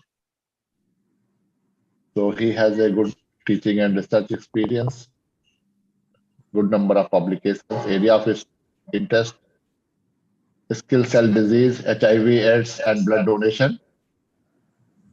And I think that now the... Hello. Hello. Yeah. So now Professor Arvind, please. Please open your camera. Camera is not on. My camera? Yeah. Our cam. Okay. Yeah. So Professor Arvind, Dr. Arvind, please. Yeah. Thank you. Thank you very much for inviting me for this wonderful international webinar, especially in the COVID-19 pandemic situation. I'm being a microbiologist and pathologist in Medical College, Raipur. I will be dealing with the virology part of it and the microbiology and how the COVID-19 can be diagnosed, can be managed, and can be prevented. I will go through the medical aspect of COVID-19. All other speakers talk about the chemistry and nanoparticles and other aspects, but my talk will be limited to the virology part of COVID-19. As you all are aware, this is a great COVID pandemic we are passing through. It's a great challenge for all of us. The worldwide 4.45 crores of the population have been infected and they have been diagnosed. 12 lakhs deaths has already occurred because of the COVID-19 in worldwide. As far as India is concerned, 80 lakhs of infected persons have been diagnosed, and more than 1.2 lakhs deaths already occurred because of the COVID-19 situation. And therefore, we must be aware of what this COVID-19 is, how this microorganisms affecting and making this great pandemic all over the world, which we are seeing for the first time in, I think, in our generation. We are seeing such a great pandemic in last 20, 30, 40 years. Earlier, of course, in the history, there are many such great pandemics. But in this situation, in this scenario, this is for our generation, it is one of the new pandemic which we are facing. I will be talking about the diagnosis, management, and prevention of the COVID-19.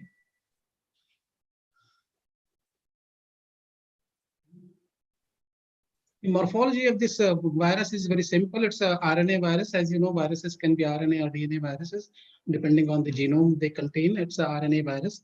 It's the enveloped virus because having the glycoprotein envelope on the surface, outer surface, and outer surface is having very characteristic structures, which we call as peplomers. They are the projections. They are the club-shaped projections like a spike, the crown-like spikes arising from the surface, from the envelope. And these spikes are also not very small. They are 20 to 10 nanomicron in size.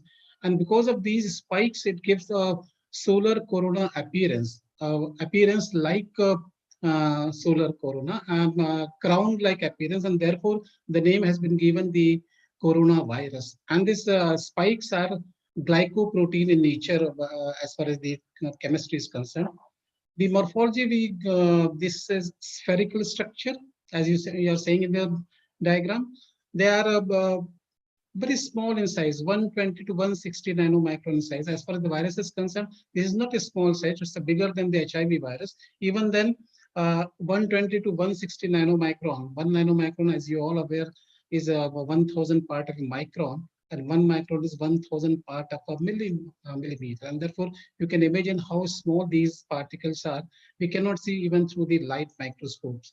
They are helical symmetry as far as the nucleocapsid is concerned. Nucleus is the central genomic structure, genome of the virus, and the capsid is the outer covering made up of capsomers, which are protein in nature. As far as the genome is concerned, it's a linear positive sense double-stranded RNA, and therefore it is the RNA virus. The classification of this virus, it belongs to a family which is known as Coronaviridae. And this Coronaviridae is having two subfamilies, Coronavirinae and Torovirinae. This belongs to the Coronavirinae subfamily. There are 4 genera, alpha, beta, gamma, and delta. Most of the human coronavirus, the coronaviruses which are pathogenic to human beings, are beta coronavirus group of genera of this coronaviruses. And as far as 6 recognized human coronaviruses have been found, there are many other coronaviruses which are not pathogenic to human beings, but they are pathogenic to the other animals. But as far as the human pathogenic coronavirus is concerned, 6 have been identified till now. Human coronavirus 229E, NL63, OC43, HKUE, and two most important recently, the SARS-CoV coronavirus and the MERS coronavirus. And recently in this 21st century, these 2 have been very much important as far as the pandemics are concerned. We will go through these SARS and MERS. As far as the pathogenicity is concerned, it's worldwide affecting a lot of people all over the world, almost all the countries, in all parts of the globe, in all continents.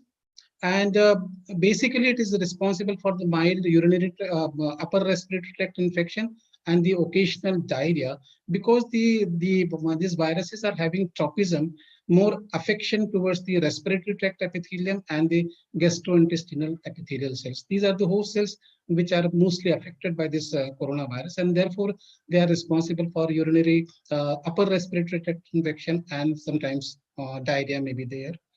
And because they, at the site of respiratory tract epithelium and the gastrointestinal epithelium, they will be responsible for the inflammation of the mucosal lining. And sometimes in some severe cases, as a complication occurs, the lung parenchyma is also there. Pneumonia, pneumonic patches over the lungs, and which will be responsible for most of the complications. You must have heard of the SARS, severe acute respiratory syndrome coronavirus. This virus was first time detected in 2003, again from the China, first time in a businessman who traveled from the China, and it was detected by the WHO physician, Dr. Carlo Urbani, who diagnosed this SARS-CoV virus for the first time. And the interesting fact is that both the persons, the businessman in which this virus was first time detected, and the WHO physician, Dr. Carlo Urbani, both died of the same illness, SARS-CoV virus. And that was very interesting fact. And this SARS virus spread to the 29 countries, most of the South Asian countries and also in the European countries. Number of more than 8,000 cases were diagnosed, laboratory diagnosed, and it took 774 deaths. But fortunately, India was not affected. India was not affected by the SARS-CoV virus. Similar to that, there was MERS virus, Middle East Respiratory Syndrome coronavirus. This was first time reported in the Saudi Arabia in 2012, and from 12 to 18, 2,143 cases were lab diagnosed of this MERS-CoV virus. And it also spread to the 27 countries, especially the Saudi Arabia and the Middle East countries. And in this case also, the India was not affected. No case of MERS-CoV coronavirus was found in India. How these names have been derived. Nomenclature of the viruses is very interesting, and this nomenclature is given by a committee, International Committee on Taxonomy of Viruses, ICTV, that gave the name SARS-CoV-2 in February 2020, because it is genetically similar to the SARS-CoV-1, which was responsible for 2003 pandemic in the starting from the China. And the same with the MERS-CoV, Middle East countries were mostly affected. Therefore, the name was given Middle East Respiratory Syndrome coronavirus, because it was restricted to the Saudi Arabia and some Middle East countries. Now, what is COVID-19 then? COVID-19 is the name of a disease. So it should be very clear. COVID-19 is a disease, while the SARS-CoV virus is the virus which is responsible for COVID-19. This name is disease coronavirus disease 2019, because the first time it was detected in the December 19, and therefore this is known as COVID-19. How this disease is transmitted? The coronavirus is supposed to be a zoonotic disease. Zoonotic diseases are those which are mainly diseases of the animals, and from the animals they are transmitted to the human beings.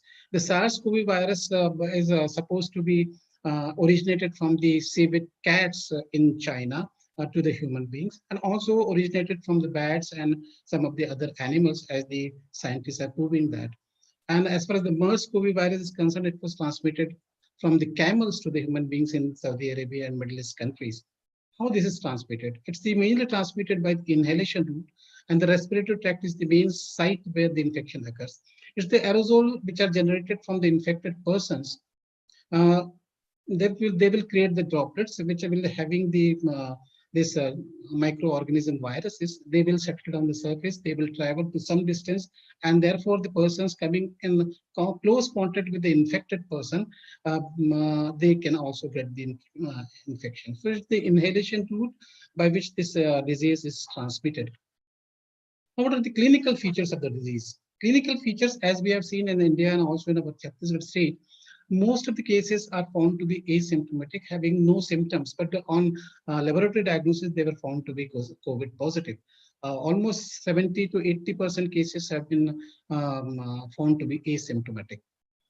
And then some of the cases are found to be having some symptoms of basically upper respiratory tract infection symptoms like fever, cough, sore throat, irritation in the throat, in the malaise, headache, loss of appetite, insomnia, that is the loss of smell sensation, loss of the taste sensation, and also sometimes diarrhea because of the involvement of the gastrointestinal tract mucosa.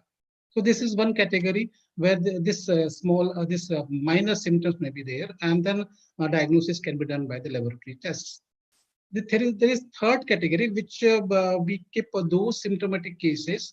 The patient who are having the symptoms, at the same time they are having some other diseases as well, which we call as the comorbidity, because these cases will be difficult cases to handle, and some complications are more common in these groups other than those who are otherwise healthy.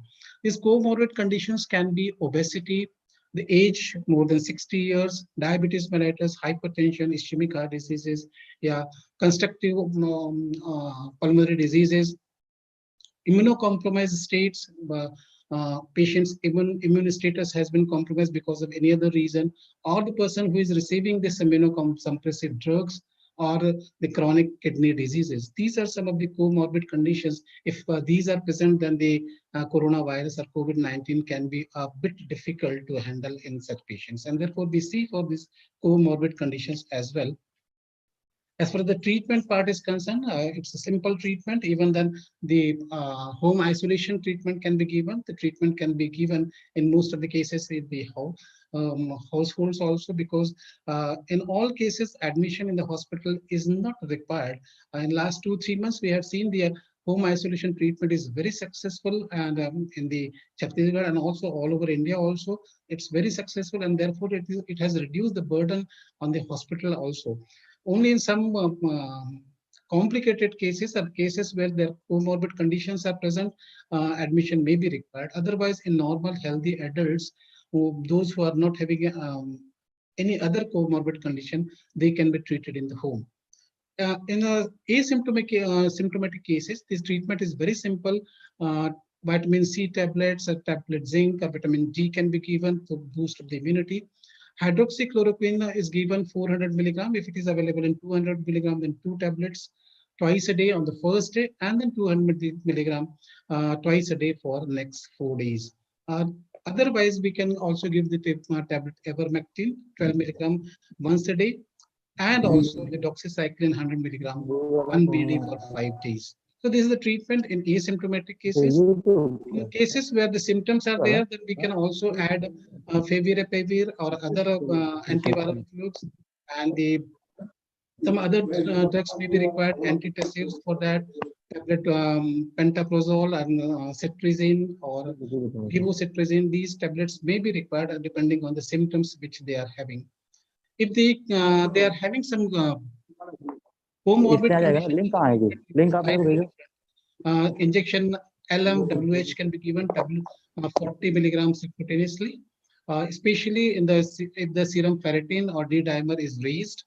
And then some other antibiotics are also added, cefotaxime or ogatamine or can be given, or some local antibiotic policy depending on some other antibiotics can be added in the treatment. This is in those cases where there's some comorbid conditions are also present along with. Now, as far as the laboratory diagnosis is concerned, laboratory diagnosis is a bit difficult and some complicated. It's not as simple as the diagnosis of other diseases. The Indian Council of Medical Research has approved 3 tests, laboratory tests for diagnosis. One is the RT-PCR, another is TrueNat, and third is the rapid antigen test. What these are, we are coming to discuss that. The antibody-based tests are not recommended by ICMR for diagnosis purpose. It cannot be used for diagnosis, but the antibody tests are also useful for the seroprevalence, for knowing the herd immunity, for knowing the antibody titer in some of the community population, so that we can judge how the infection is spreading in the community and how the herd immunity is being developed. So ICMR has done this immunosurveillance on the basis of antibody tests in almost all the states, including our Chhattisgarh also.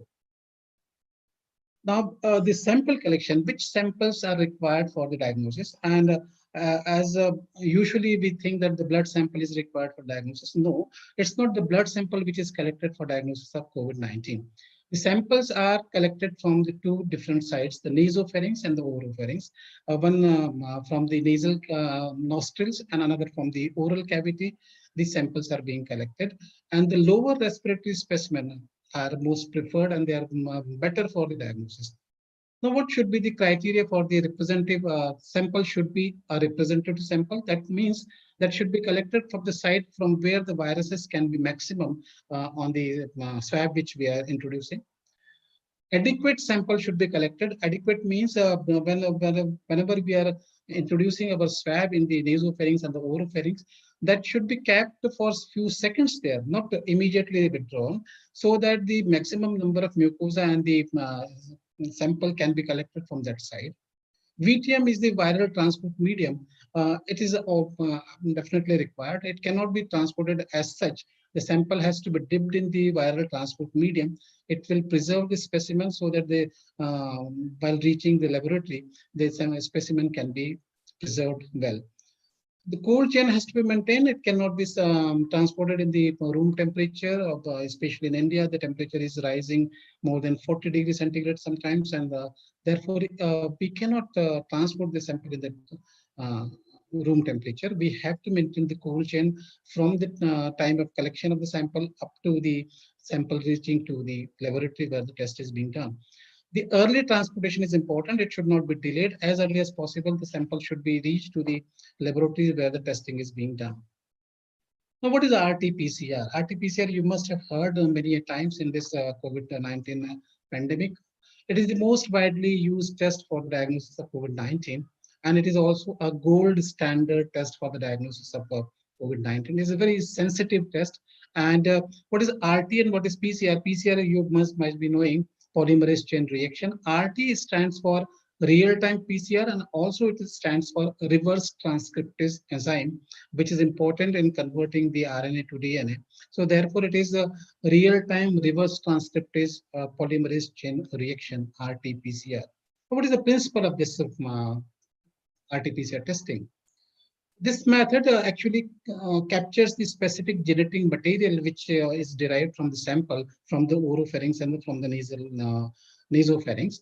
And this genetic material which is coming from the viruses through the sample, they are multiplied so that they can be detected by using the fluorescent dyes. Fluorescent dyes used, and if they are multiplied multifold, then only they can be detected. Otherwise, their number is so quantity is so small, they cannot be detected. And this is the principle of PCR, polymerase chain reaction. They are multifold multiplied, and therefore their quantity can be increased. What is the role of this reverse transcriptase? Reverse transcriptase will convert the RNA of COVID-19 to DNA, and then DNA will be multiplied by this PCR technique. This DNA, which has been converted by reverse transcripted, will be copied multifold by the PCR, and the billions of copies will be created. And so these billions of copies which will be created, that will become more easier to diagnose. And therefore, this is the principle. And we use specific primers which will bind with the selected DNA sequences of the SARS-CoV virus 2, their viral genome. And therefore, they can be detected by using this fluorescent dye. This fluorescent dye will act as a probe. So it is the play of these probes and the primers, because of which we can diagnose the presence of a specific genomic material of the SARS-CoV-2. The standard RT-PCR test goes on a normal way.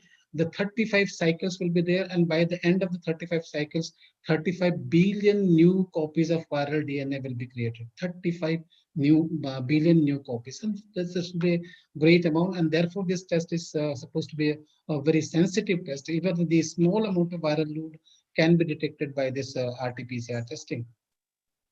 Similarly, there is TrueNAT testing. TrueNAT testing is also based on the same principle of RT-PCR, but it is a simpler test. It's a chip-based battery-operated RT-PCR test. Initially, when we were using the TrueNAT, it was only to detect the E gene of a SARS-CoV virus 2, but and therefore it was considered to be a screening test. It was not a diagnostic test for COVID-19. But later on, this machine has been equipped, has been standardized, improved, and now it can also detect, besides E gene, can also detect the RDRP enzyme. This is very specific of COVID-19, and therefore now this TrueNAT test is considered as the confirmatory test. It doesn't require confirmation from RT-PCR if it is positive. So that's the advantage of this TrueNAT test. It's a very confirmatory test now. So that is the advantage of a TrueNAT test. It's a very reliable test. High primer which are used are very sensitive and very specific. It's a time saving. The same day reporting can be done. It will take hardly 1.5 to 2 hours for testing. And the machine is very small. It's portable and it's battery operated also. So it can be operated in those places where the electricity problem is also there. So very handy and very simple to do this TrueNAT testing. The third test is the rapid antigen test. You must have heard of this test, the rapid antigen test. As the name suggests, it's very rapid. It can be detected in 15 to 30 minutes, and it's an antigen-based test. Which antigen is detected? It detects the specific spike protein as an antigen, viral antigen, which is present on the surface of the viruses. And this spike protein is responsible to facilitate entry of the virus into the human host cells. So by this rapid antigen test, we detect the spike proteins, which is very specific. And this test uses the strips or the cartridges, which are specifically made. This is used for this rapid antigen test. This cartridge or strips will contain the artificial antibodies that will bind specifically with the viral antigen. That viral antigen is nothing but the spike protein, which is present on the spikes, which are in the surface. And the basic principle of this test is chromatographic immunoassay qualitative detection test. It's a qualitative test based on the immunoassay, chromatographic immunoassay test, which will be used for the detection of the rapid antigen test. In this case, only nasopharyngeal swab is required. We will not take the sample from the oropharynx. Only from the nasopharynx sample is collected, and the sample is tested by this rapid antigen test. The advantages are this rapid test, as the name suggests, it can detect give the result within 15 to 30 minutes. No sophisticated lab facilities required, as it is required in the RT-PCR. It can be done at anywhere. Just one simple room, one room will be enough to carry out this test. No well-trained staff is required. A simple lab technician can handle this test very easily. And therefore, it can be used in the containment zone, in the remote area, in the tribal area, and those areas where the lab facilities are not available. In the primary health center, the community health centers, this test can be carried out very easily. So these are the advantages of this rapid antigen test. At the same time, there are some limitations also. What are the limitations? Limitations of that is reveal only antigen which is currently present in the currently infected person. Therefore, these samples are taken only from those persons who are already infected and having the symptoms. The asymptomatic cases may not reveal this test positive. And then it doesn't involve any process of amplification. There is no multiplication of the viral part or viral genome or spike protein. And therefore, chances of false negative may be there. If the viral load is less, it is not sufficient enough to detect, then chances of false negativity will be definitely there. And therefore, if it is negative, it should be followed by confirmatory RT-PCR, especially if the clinically highly suspicious case is there, then we must go for the confirmatory RT-PCR test if it is negative. Otherwise, positive result will be enough to report it as a positive. Now, what are different antigens which are present in the coronavirus? Because these are the antigens which are detected by this laboratory test. 6 known antigens are E, S, N, ORF1A, ORF1B, and RDRP. These are the 6 genes which are present in the coronavirus. The E gene is common to all coronavirus, which all coronavirus means including COVID-19 and others, even in the non-pathogenic coronaviruses, which may be of the animal origin or animal pathogenic coronavirus. Therefore, E gene presence detects only that it's a coronavirus. But for a specific diagnosis of COVID-19, we must have the presence of some specific antigen for the COVID-19. What these specific antigens are? It can be either RDRP or ORF1A. These are the specific antigen which are present only in the COVID-19 SARS-CoV-2, and therefore their presence is more important to label the patient as positive. So in our RT-PCR test and the TrueNAT test, we detect these three antigens: E antigen, ORF1A, and also RDRP. If these all three antigens are present, then only we labeled it as a positive. Otherwise, if only one or two are present, then we labeled it as inconclusive, and the test has to be repeated again. So that's the idea behind the knowing these antigens. What can be the causes of false negative RT-PCR? Sometimes the RT-PCR may be negative even when the patient is having the COVID-19 infection. What can be the reasons? Reasons can be very low viral load at the time of sample collection, or sample collection is faulty because it's not a representative sample or it is not adequate sample. Then also chances of false negative may be there. Improper sample transportation, if there is undue delay in there, or the cold chain has not been maintained, temperature is not being maintained, or VTM is leaking, or VTM has fallen down. These are the some technical reasons, or which can be the cause of false negative results. And sometimes the faulty laboratory techniques can be responsible for false negative RT-PCR testing. Now, some important points which I want to emphasize there. The rapid antigen test should be done if the patient is symptomatic. If the patient is showing some symptoms related to the COVID-19, and if want to diagnose, then the rapid antigen test will be better test to advise. If the test is positive, definitely it will be positive. If it is negative and clinician is suspecting this case as COVID-19 highly, then the sample can be sent for the RT-PCR also. The positive by any method is positive. All these three tests are very specific tests, are very sensitive tests, and therefore, if it is positive, if it is rapid antigen test positive, there is no need to go for the RT-PCR or TrueNAT. If TrueNAT is positive, and it should be considered a positive, there is no need to be confirmed by any other test. So that should be remembered. And then there is no need of a repeat testing. Once it is positive, it should be considered a positive. After the treatment of 10 days or 12 days or 14 days, it should be considered that as negative. There is no need to know the again status of the COVID-19 after the completion of treatment. And this is not also included in the discharge policies of the hospital, that whenever they test, we want to discharge a patient, it should be negative. No, there is no need of repeat testing later on.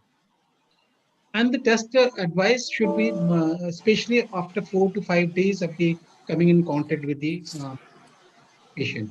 After 4 to 5 days, within 4 to 5 days, it will be highly chances of positivity will be more if the sample is collected on the 4th or 5th day. After 9 to 10 days, it is said that the viruses will lose its ability to multiply.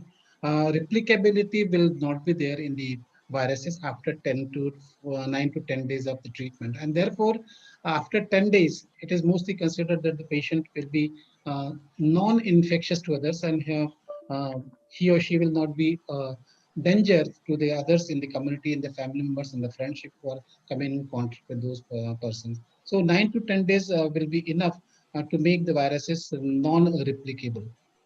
So what are the other laboratory investigations which are suggested in the COVID patients? These are a list of other investigations as and when required by the clinician. Complete blood count, which will give you the result of hemoglobin and the WBC counts, the platelets and all those. LFT and RFT, liver function test and the renal function test. This will show the involvement of the kidneys and the liver, if there are damaged or not. Blood sugar, that is very important. If the patient is diabetic, then chances of complications will be more, and therefore treatment should be according to those blood sugar levels. Erythrocyte sedimentation rate, C-reactive proteins, and the leptin dehydrogenase, ferritin. These are the investigations which are related to inflammation. They will give the idea electronics of department में inflammation. घर पे आ जाओ, department बंद है. And D-dimer is the test which gives the घर पे आ idea जाओ. about the blood vessels involvement. एक बटे दो विज्ञान कुंज. ECG, विज्ञान कुंज देखे हो? किस कोरियर से हो? and CT. Who is this? अच्छा अच्छा. क्या किस नाम, किसके नाम से? Okay. And then sometimes we also go for the CT reporting. CT reporting of the chest is also important to evaluate the involvement of the lungs, which is very common in the coronavirus, especially in the having some comorbid conditions, lungs may be involved. Now, how to judge the involvement of the lungs in the CT? There is one grading system which is known as CORADS, the COVID Reporting and Data System. This system has been developed by the Touch Radiological Society so that there should be a uniformity in reporting the CT changes in the lungs. The pneumonic patches which develop in the lungs are graded according to the severity. And in all the 5 lobes of the lungs, the right side 3 lobes are there, in the left side 2 lobes are there. In all these 5 lobes, we grade according to the involvement of the severity of the pneumonic patches. And therefore, on that basis, we calculate the scoring, CT scoring is done on the basis of the percentage of the involvement of these all 5 lobes. And according to that, the severity scores are given. If it is less than 8, it is considered as the mild. If it is 9 to 15 score, then it is the moderate involvement. And if it is more than 16, it is considered the severe involvement of the lungs as per the CT changes are concerned. If it is CT scoring is more than 18, then the prognosis is predicted to be worse, and therefore much more emphasis has to be given on this CT scoring, which will be important to the clinicians how to treat these patients. As far as the prevention aspect is concerned, prevention is all depends on how the infection spreads. We know that how the infection spreads from the droplets. One infected person will infect others. Professor Arvind, sorry to interrupt you, just in 2-3 minutes, please. Yeah, I will finish. This is the last slide. It's the almost last slide. The prevention, because the droplets are from the infected person by coughing and sneezing, they exhale the droplets, and these droplets settle down on the surface. This will survive on the metallic surface for 12 hours, on fabrics up to 6 to 10 hours, and on hands 5 to 10 hours. And therefore, these surfaces should be prevented. To unnecessary touching these surfaces should be avoided. Maintaining the safe distance as the 2 gaj ki duri hai zaruri. Mask should be used, and the proper use of mask should be there. It is not just for the show off. The mask should be used to protect yourself and also to protect others. Mouth and nostril should be very much covered by that mask. Avoid going to the crowded places unnecessarily. Hand hygiene is very important. Using the tap water and the soap is more than enough. These sanitizers can also be used. Immunity boosting is also important. Immunity boosting can be done by the balanced diet, exercise, yoga, by pranayam, by meditation. And if you maintain your physical health, mental, social, and spiritual health, and also the health of your immunological system, that's very easy to prevent yourself from this COVID-19 pandemic. That's all from my side, virology and the prevention and the diagnosis of this, with giving thanks to the organizer for giving me this opportunity. It was really a wonderful international webinar. 2 days I have gone through these other speakers also. They have done really very good job. दिलों में नजदीकियां बनाए रखना, दिलों में नजदीकियां बनाए रखना, दूरियां अभी कुछ दिन और जारी रहेंगी. Thank you very much. Okay, great, very great. If any few questions, then I would request Dr. Anil to take care of that, because I have some another meeting, so I am going to join that meeting. Sorry for that. Okay. Dr. Anil, please take care of that. Okay, thank you, Dr. Saab. Thank you for being with us. Okay, thank you. Thanks to all. Good afternoon, sir. I have got a question from my side.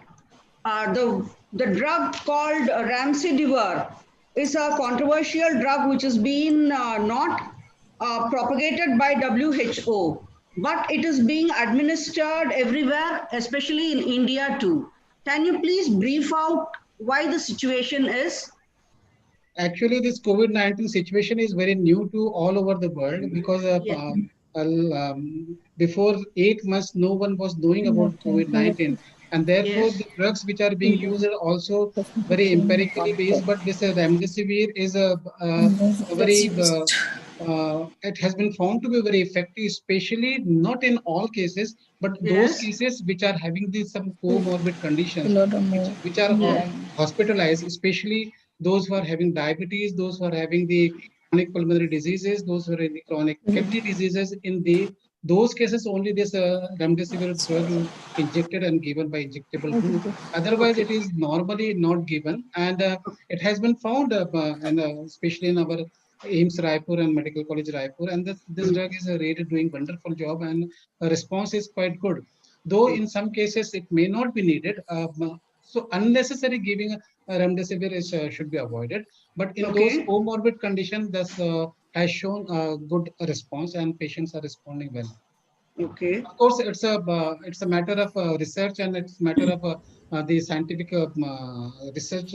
They will find out the effectiveness of the remdesivir. It's not a new drug. It's a as an antiviral drug. It has been used in number of other viral conditions also. But because this COVID-19 is new, definitely we have to wait for some other few months to see for the exact scientific basis and scientific data related to its effectiveness.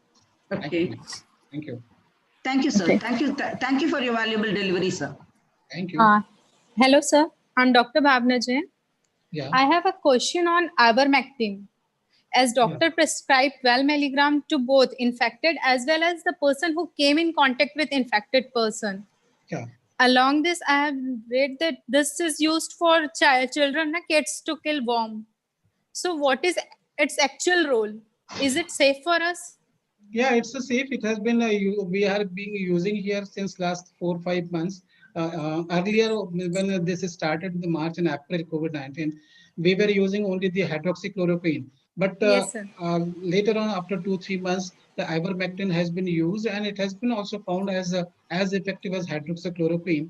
You have very rightly said that as a prophylaxis also, it has been given, and even we all healthcare workers are also taking, because we are in very much a risk area as we are dealing with the viruses very directly, patient handling samples.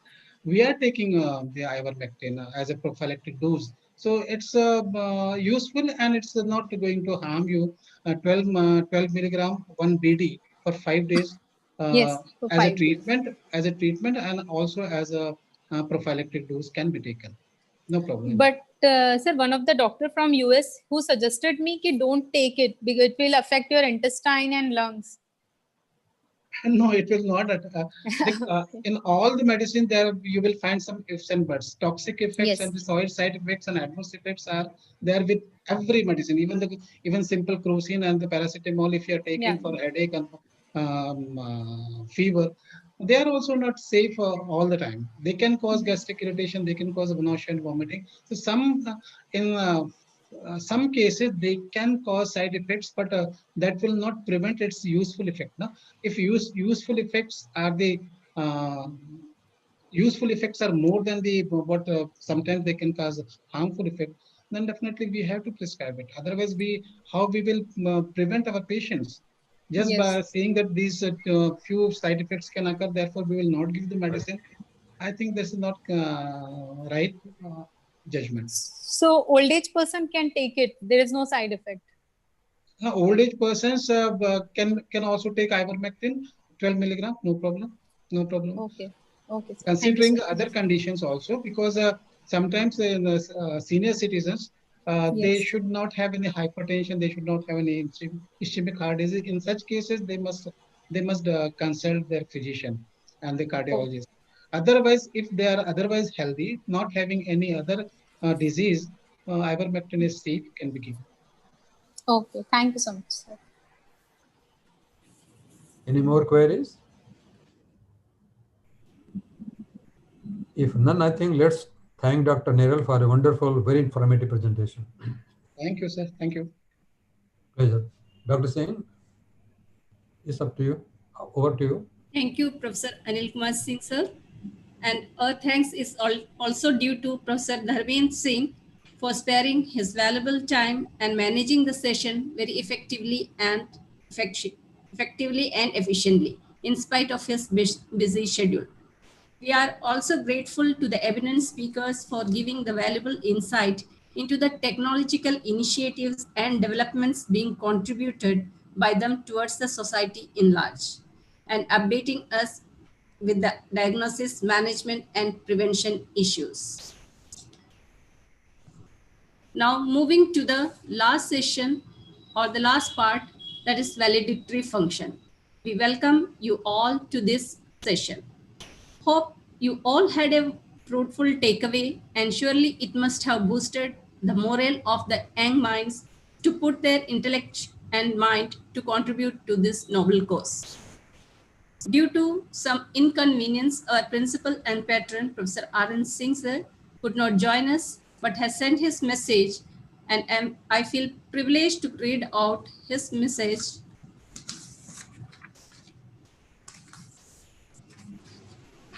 I'm reading out the message of our principal sir. Good afternoon, everyone. Respected today's chief guest, Shri Mudit Kumar Singh, Director General, Chhattisgarh Council of Science and Technology, Raipur. Professor A.K. Singh, Chairperson of the webinar. Professor Dharmendra Singh, Chairman of today's technical session. Our resource persons for today's session, Professor Frank Alexis from Department of Biological Sciences and Engineering, Yaje Tech University, Ekadu.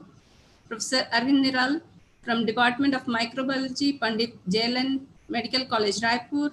Professor Vipin Kumar, Department of Textile Engineering, IIT Delhi.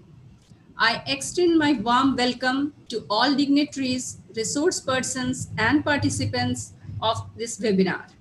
So as my understanding is concerned, the problem of COVID-19 involves health, biological process of evolution, interaction pharmacokinetics, pharmacodynamics, as well as mode of physical isolation and barrier. The webinar was organized by the Department of Chemistry, as my expectation was confined to pharmacokinetics, pharmacodynamics, besides physical isolation and barrier.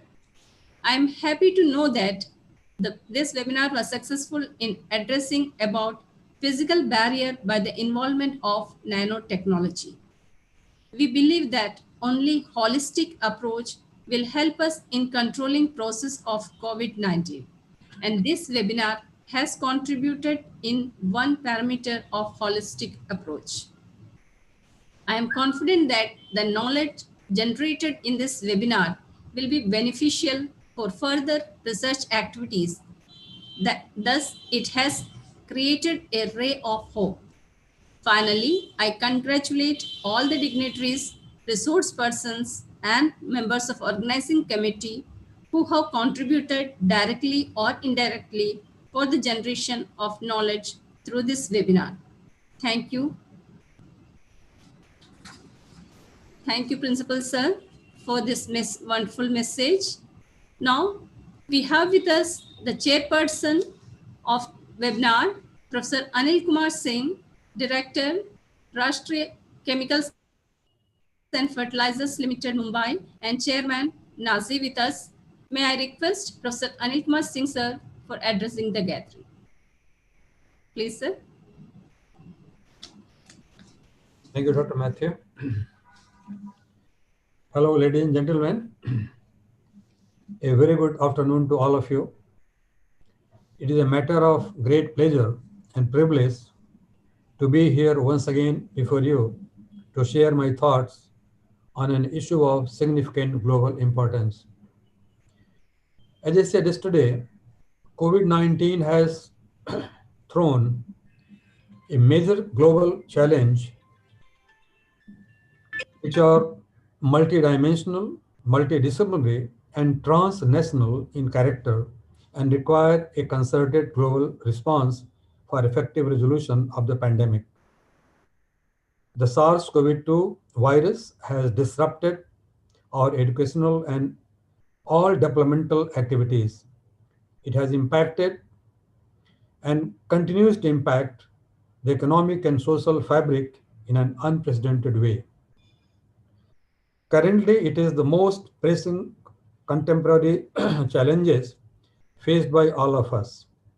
These challenges are intertwined, and our responses to each of these challenges have a bearing on the other. The quest for ways and means to tackle the menace of the pandemic has impelled us to look for innovative solutions. Sorry. Towards this, as you have seen from various talks in this webinar for the last 2 days, 1.5 days rather, the functional materials are to play a critical role, be it for the therapeutics, diagnostics, smart machines, or even simple disinfections and protective gears related requirements. We had 5 talks in the webinar, and if you permit me, I'll just briefly recollect as to what exactly has been done. First of all, the talks were not only from chemical sciences, they were basically from different different domains of scientific expertise, including chemistry, physics, biology, medicine, technology, and so on. The first talk study was by Dr. Tata Narasimha Rao, and I think he so nicely tried to show us as to how the gap that exists between academia and the manufacturing and innovation sector be bridged to the advantage of tackling this pandemic. He talked about various kinds of novel materials and their applications in devising various devices, machines, materials, very, very useful for COVID-19.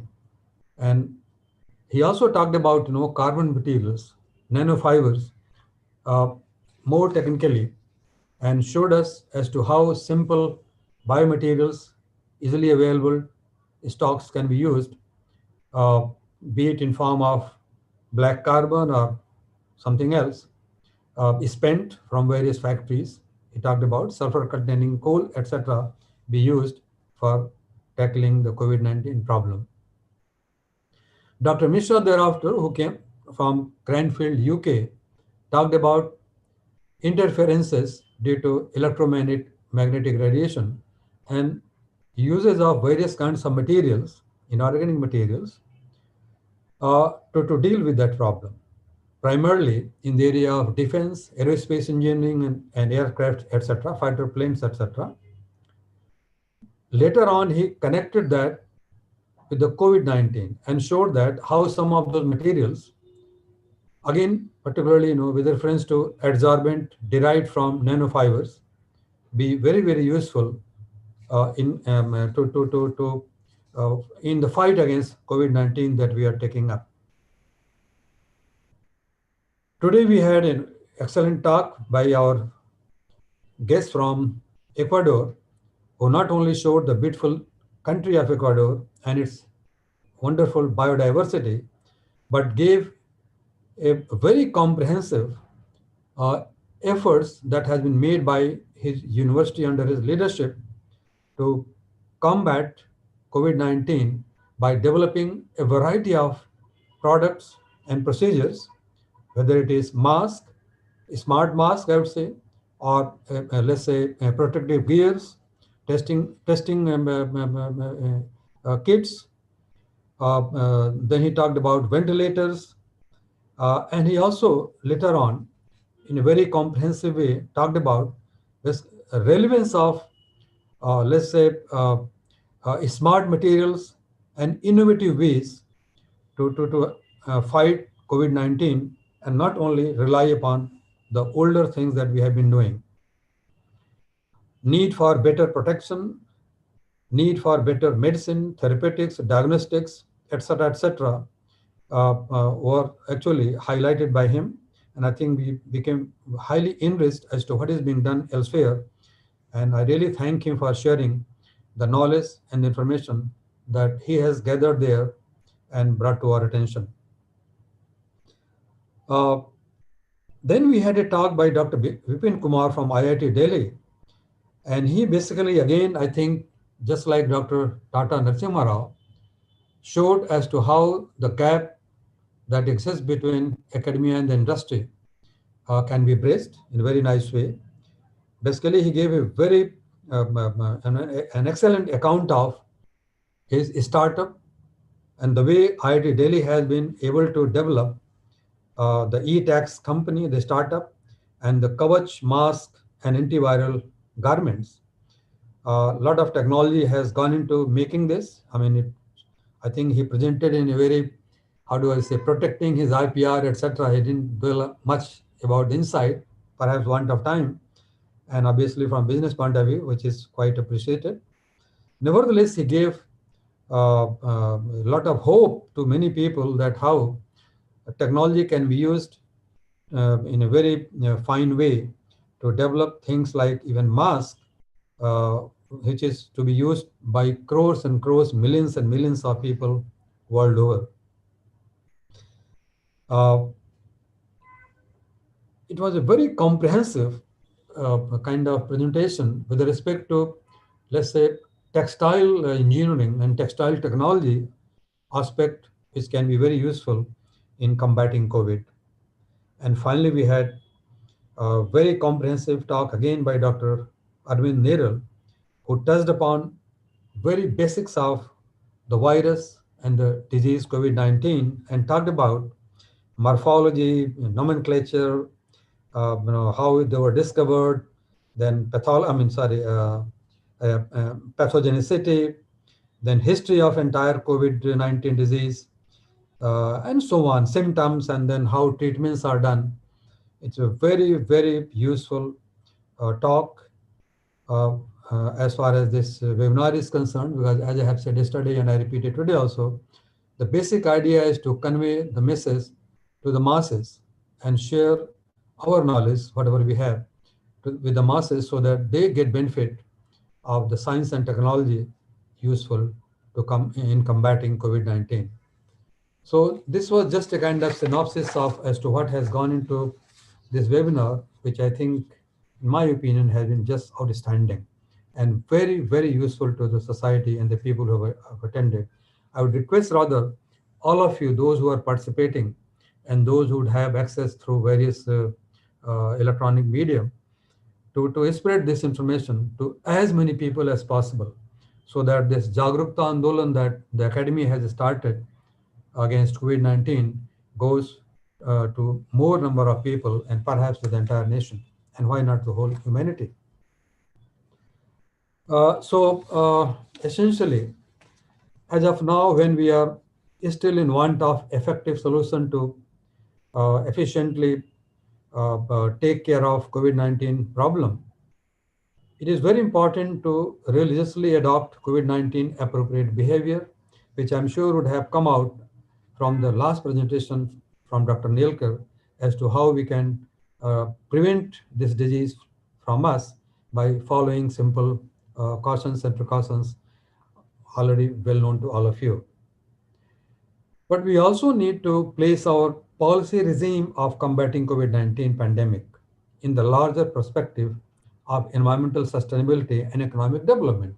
And I think that's where Dr. Bipin's lecture comes very handy when he talks about the biodegradability, etc., and related issues. The challenges is real and it warrants an response. So while all of us chart our respective course of action, we need to be mindful of efforts of others as well. I think that message has also very nicely come out from this webinar. We need to share our experiences and technologies with others across the entire spectrum of humanity to ensure quick relief from this pandemic. In this context, I'm happy to see the participation of a large number of researchers from across the world and also people from civil society and other domains. I believe that with such collective endeavors, we shall win the war over the virus and help sustain the global society time to come. We are privileged to have with us today Director General of Chhattisgarh Council of Science and Technology, and I thank him for sharing, sparing his valuable time to share his thoughts on the webinar subject. I hope Dr. Singh has joined. Even if he has not, let me also say a few things to him. Dr. Singh, as you may be aware, the National Academy of Sciences India has been interacting with many state Science and Technology Councils with the aim of popularizing science and technology in the society at large, and also in enhancing science and technology education in several ways. It would be a pleasure for us to be interacting with your council as well in all possible ways in the broader framework of the vision and mission of the Academy. The Academy has done a lot of work in tribal and rural welfare, science communication, joint research activities of immediate importance and significance, agriculture, and many other areas of relevance to humanity and society. I don't know if it is possible to think about having a nodal cluster mode center involving academic institutions and industries in Durg and Bhilai area to take care of scientific works in this part of the state, and obviously in many ways to even handle this pandemic. And of course, we'll be very happy to cooperate in this endeavors of the State Council if required. Also, Dr. Singh, may I take this opportunity to make it another point, and that is related to perhaps having an academy of the Chhattisgarh state itself. I don't know whether a state that is Chhattisgarh Academy of Science is there in the state or not. As you may know, many states of the country have such academies. For example, in Maharashtra, we have Maharashtra Academy of Sciences with headquarters in Pune. Similarly, I'm sure Odisha has, Gujarat has, and many other states have this. Friends, this is a kind of request to Dr. Singh, if you can consider. Otherwise, ladies and gentlemen, let me now express my gratitude to all those who have participated in this webinar and worked for its success. So on the behalf of Nasi Mumbai chapter and my own behalf, I thank all the dignitaries and eminent speakers for sparing their valuable times and knowledge in this webinar. I profusely thank the host institution for efficiently organizing the event, and particularly with the principal and Dr. Anupam Asthana, Dr. Anita Tiwari, Dr. Ajay Singh, Dr. Pillai, Dr. Sunita Matthew for so nicely handling the entire session, and many other people whom I could not be able to name for want of time. I profusely thank from bottom of my heart. I thank the participants for joining us and actively participating in the discussions. I wish all the participants boundless success in their future enterprises and fulfillment of their ideals and goals. This webinar has been a modest endeavor from us towards spreading the awareness about COVID-19 appropriate behavior and Jagrukta Abhiyan for COVID-19 pandemic launched by the National Academy of Sciences India. It is also our endeavor and small through science and technology means to combat the pandemic. Finally, I would like to conclude my remarks by saying, translate the good things of your learning into the welfare of humanity. And with this, I conclude my remarks. Thank you very much for your kind attention. Thank you all. Thank you, sir. Thank you, sir, once again for your wonderful concluding remark and for summing up the entire two-day technical session in a short or in brief. And I also extend thanks, sir, for updating us with the outcome and the various opportunities which can we avail. We are also thankful for you, sir, for the support you have given us. And I am sure that all the participants will contribute in the Jagruta Abhiyan too, and hope that the researchers here will take care of your request. Thank you, sir, once again.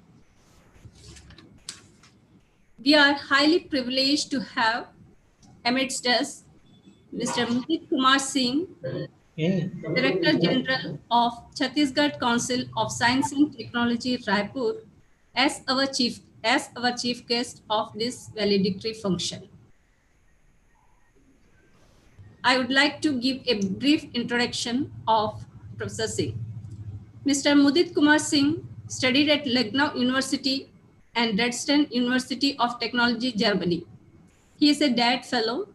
He worked as ADG, Indian Council of Forestry Research and Education, Dehradun, in the Government of India, Managing Director, Chhattisgarh Infrastructure Development Corporation, then as Director, Chhattisgarh Academy of Administration, Additional Principal Chief Conservator of Forest, Land Management and Nodal Officer, Forest Conservation Act, Managing Director, Chhattisgarh State Minor Forest Produce, Trading and Development, Cooperative Federation, as Principal Chief Conservator of Forest, come Head of Forest Force, Government of Chhattisgarh and Director, State Forest Research and Training Institute, and Nodal Officer, State Center for Climate Change, Raipur in Chhattisgarh State. Presently, he is working as Director General, Chhattisgarh Council of Science and Technology and Regional Science Center, Raipur. He belongs to the 1984 batch of IFS allotted to Chhattisgarh cadre.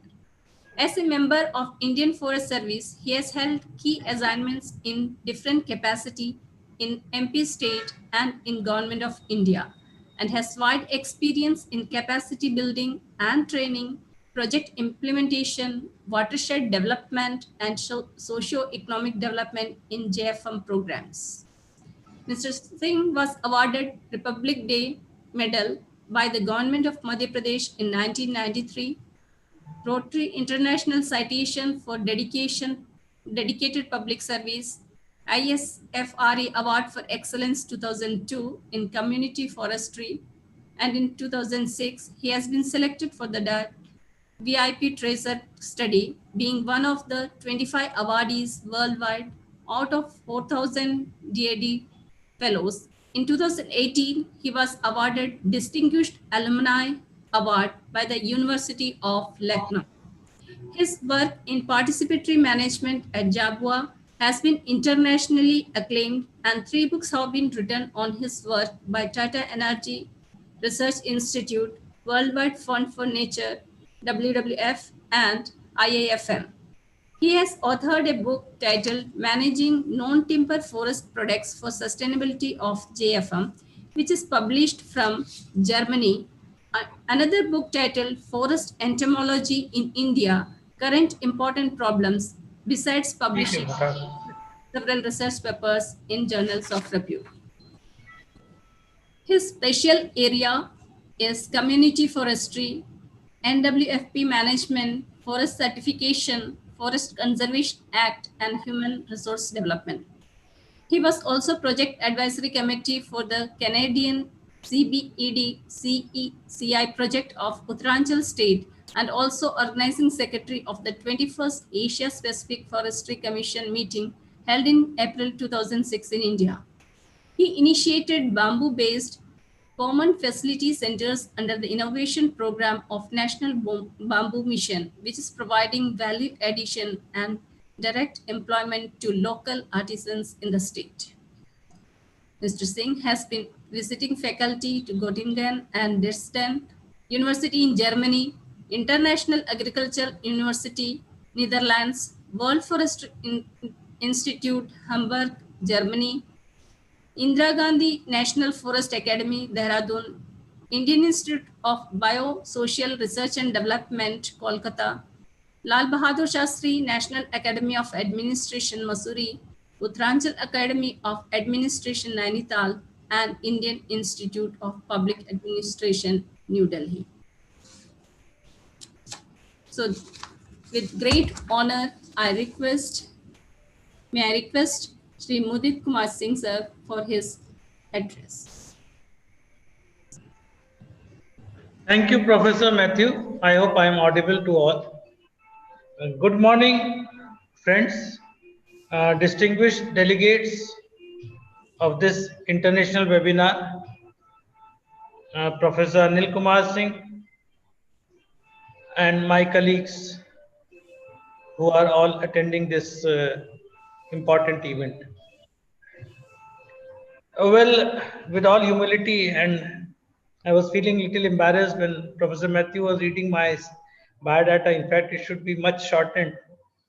And you see, this whole problem which I foresee, which has been going on for the last couple of months now, roughly 7 months, it has thrown the entire world out of gear.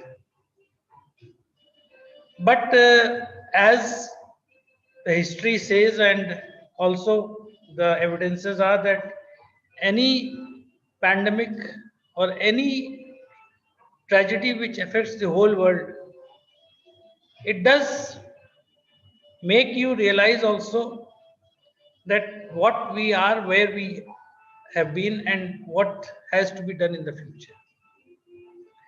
So probably this has been a nature's call, a nature's warning signal to change our habits, change our practices, and try to come back to nature, to different fields which we have missed in our daily life. And we have become too materialistic. Probably the whole world has become too materialistic and too self-centered, which has now been made us realize that we become more united individually as a society and globally as countries are. Now, with this background, and of course, it has been a pleasure to be associated with this important webinar, where the scientific communities of state of Chhattisgarh and all over the country and some from abroad have discussed this problem. And though it has not been my field, nanotechnology, but why I agreed to be part of it was that the best part, the word which caught my attention when Professor Singh contacted me was that the functional. I mean, it is not that we are talking much of theory and science as such. We are talking much in this webinar of how practical things can be imbibed to make the society the beneficiary. And if you have heard my CV, I have been working in this field only for whole of my 36 years of career, that whatever we learn, whether through science, technology, whether through our own knowledge in different fields, whether it is related to culture, whether it is related to religion, that should be transferred for the use of the public. And unless and until it is not done, it is of no use.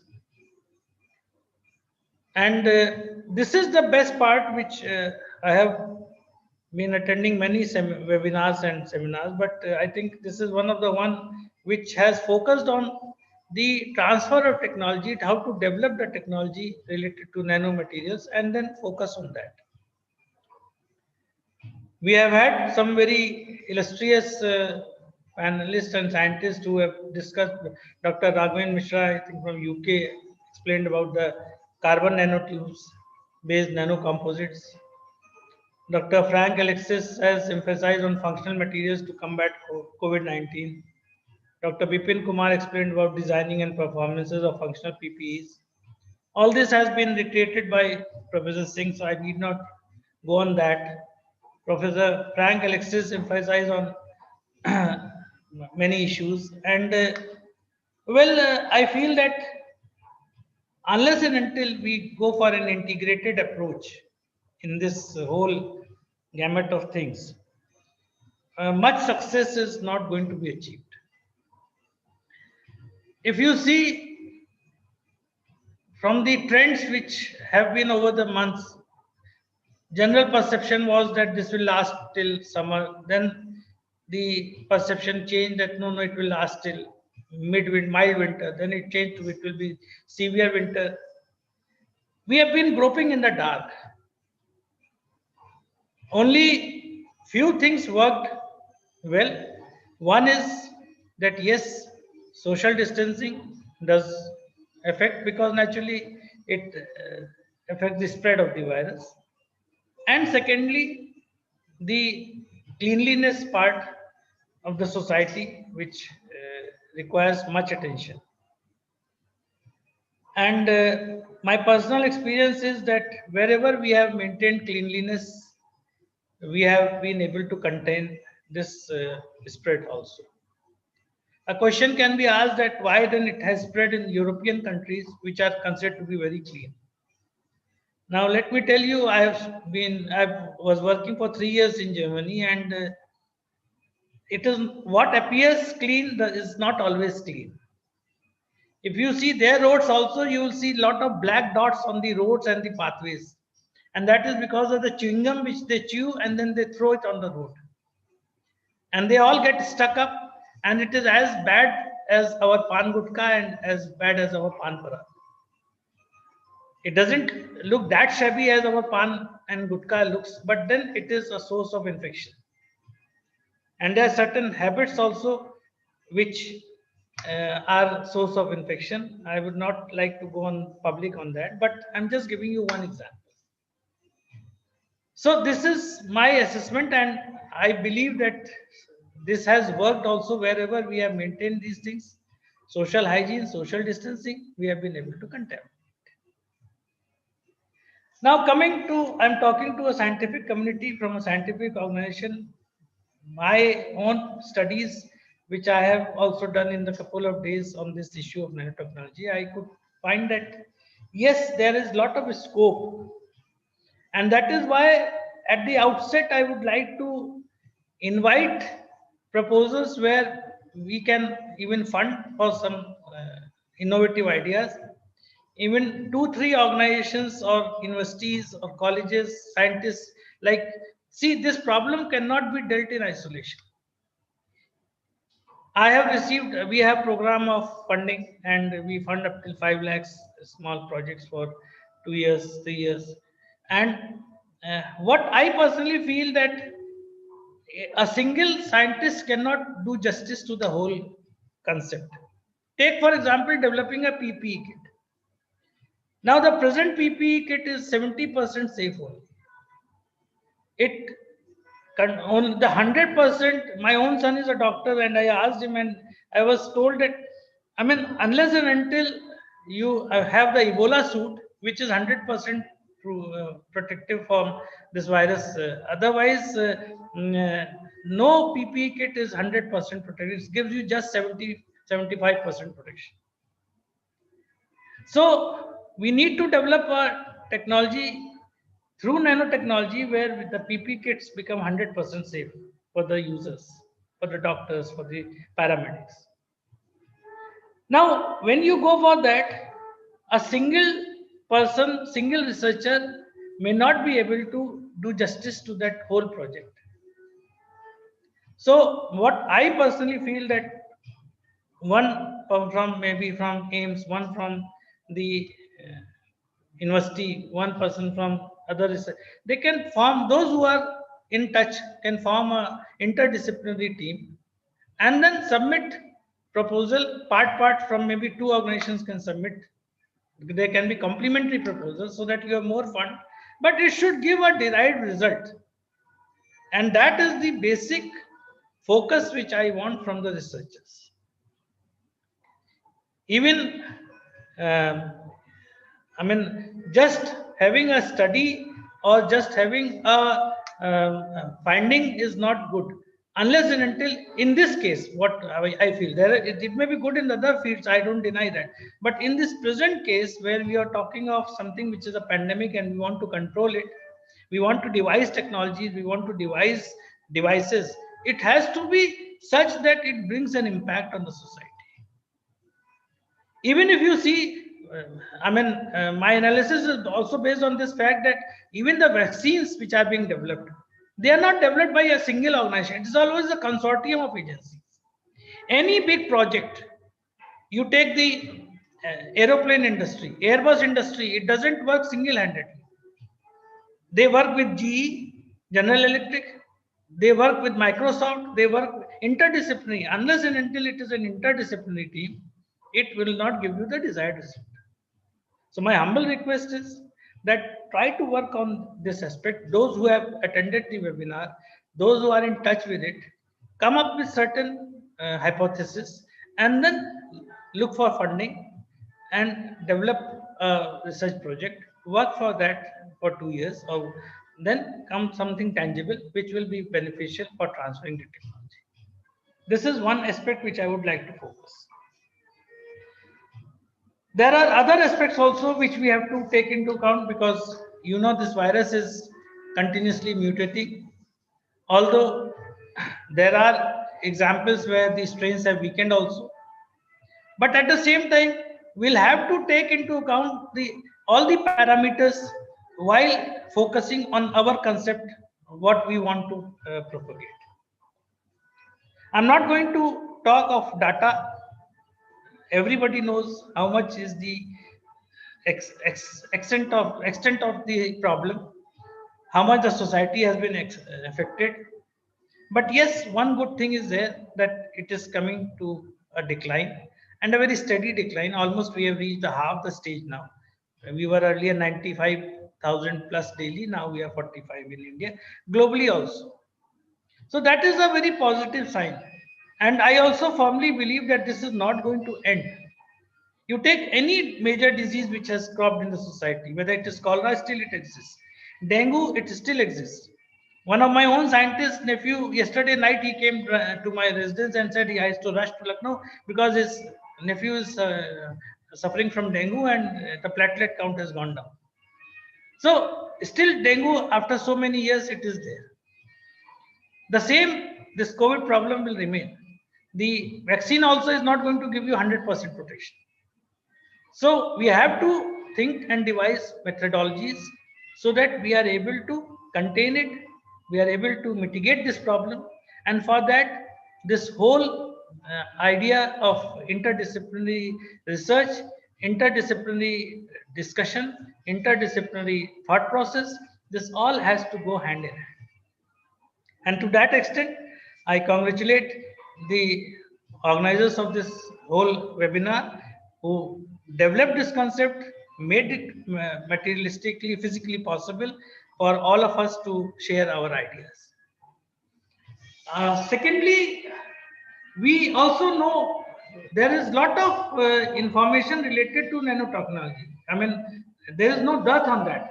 But the practical application part, again, I come back to the same issue, that how we are going to import that technology for our material use, like whether it is for the mask, whether it is for the PPE kit, whether it is for the ventilators. This has to be the focus, whether it is in the field of medicine. And the, strategies for contaminating the, preventing the contamination of environment, that is also very major thing. Even, the problem of disposal of the garbage related to COVID materials, that is also there, which is also requiring a lot of effort.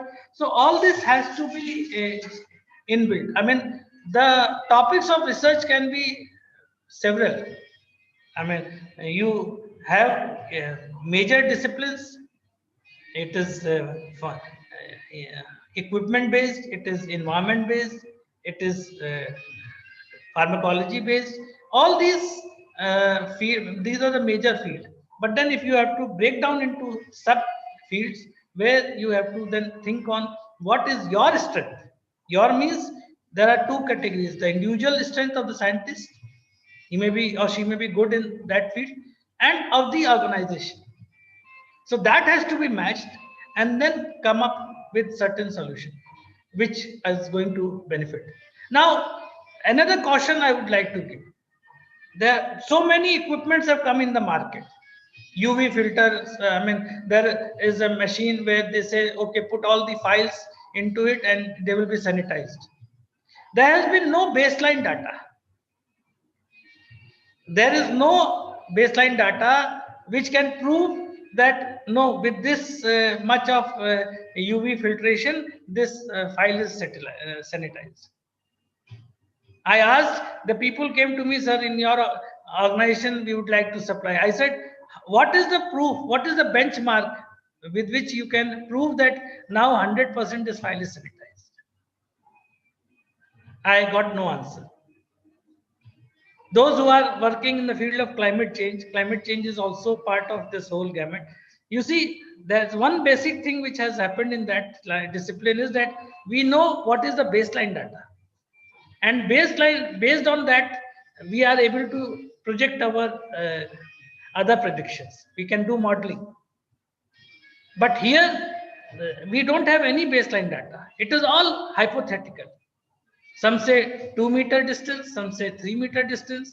And I was reading a research paper where they said even the virus, it spreads till 20 feet. I mean, it is very difficult to comprehend. So we need to have certain baseline data, and then based on that baseline data, we need to have this much of knowledge, and then our skills have to be imbibed through the nanotechnology. That okay, now this is the result of what was there earlier, and this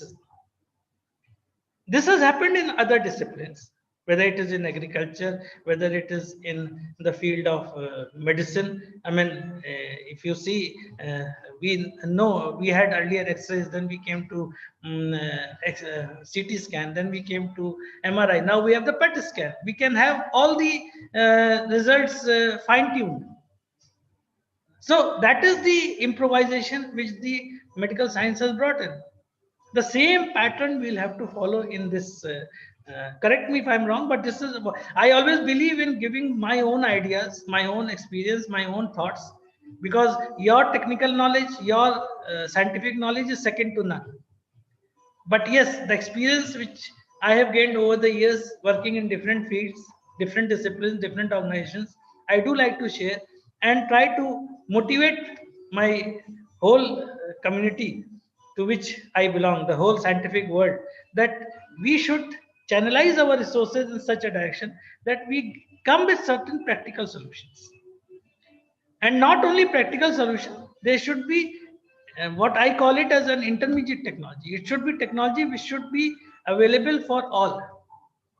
It should benefit all. Then only the success of the whole research is, I consider it as a 100% successful model.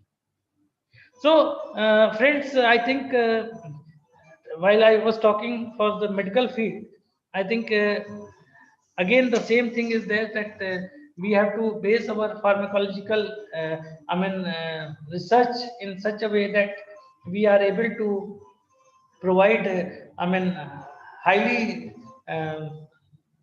scientifically based, but then significantly nano-based sensors to quickly identify the infection as well as the immunobiological responses. That is also very important. And there are several nano-based formulations, but their therapeutic efficiency has to be analyzed. Why I'm saying so, that again, the point is that no one scientist can work on all the disciplines. So we'll have to target our skills, our organization skills and knowledge into the very specific, because this is to be a very specific work which we'll have to undertake. Even in PPE kit also, we'll have to see from what material which we work, because you have to spray the compound. Now that compound, it should not be a source of infection to the skin also. That also has to be seen. It is not only that you have the silver nanoparticles which can be used, but after that, once you are using that material, it starts giving you adverse results on your body, because the doctor has to wear it 10 to 15 hours a day. So this is what the caution also has to be, that you save from one problem, you enter the other problem. Like it happened with the nylon. It started giving nylon sarees were very cheap, but people started getting death because of fire, because of skin problems, infection. So now you don't see any nylon material being worn by people. Otherwise, it was very cheap. So this is just a crude example, but the same thing has to be there in our research, that it has to be seen that it doesn't affect your other systems. The same with sanitizers. If you see the sanitizers, so much of focus was earlier on sanitizers, and with the use of persistent alcohol, the hands started getting rashes. So people have now reduced the use of sanitizer. So my point is that one problem should not give rise to the other problem. That has to be also seen. And from that angle, that research has to be based on such parameters where we are able to test it. And it has to be a quick testing also, because time is a constraint. We are racing against time, whether it is for vaccine, whether it is for our equipments, whether it is for drugs, and whether it is for disinfectants. Nano disinfectants based on engineered water nanostructures, that has been matter of discussion. There have been research on this also. So there are ways and means, people are working on it, and some of the results have come up well also. But again, the sky is the limit in whole of scientific research. So I think this whole webinar at least is going to give you at least a thought process, that what we need to do in the couple of months, and develop a strategy, so that at least we have a quick prognosis, a quick diagnosis of the problem, and then we are able to have a quick response to the various problems which are coming up. A very important aspect which I find for the medical fraternity is for the post pandemic, post COVID, those who have suffered, they are having a lot of problems related to whether it is breathing, whether it is related to lung hardening, whether it is related to heart hardening, whether it is related to weakness. Now, there the medicines have to be researched, which can give you that much of immunity. That pre-COVID immunity is one thing, post-COVID immunity from other diseases, this is another field of research now which has cropped up.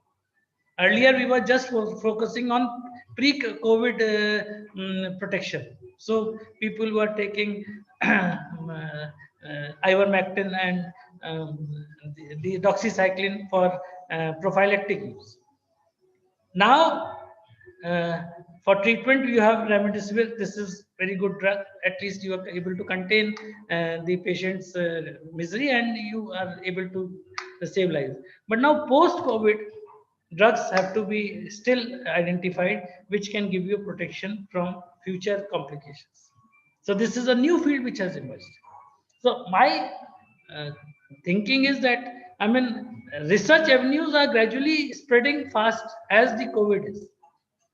It is in a way a challenge for us that we should work on different aspects.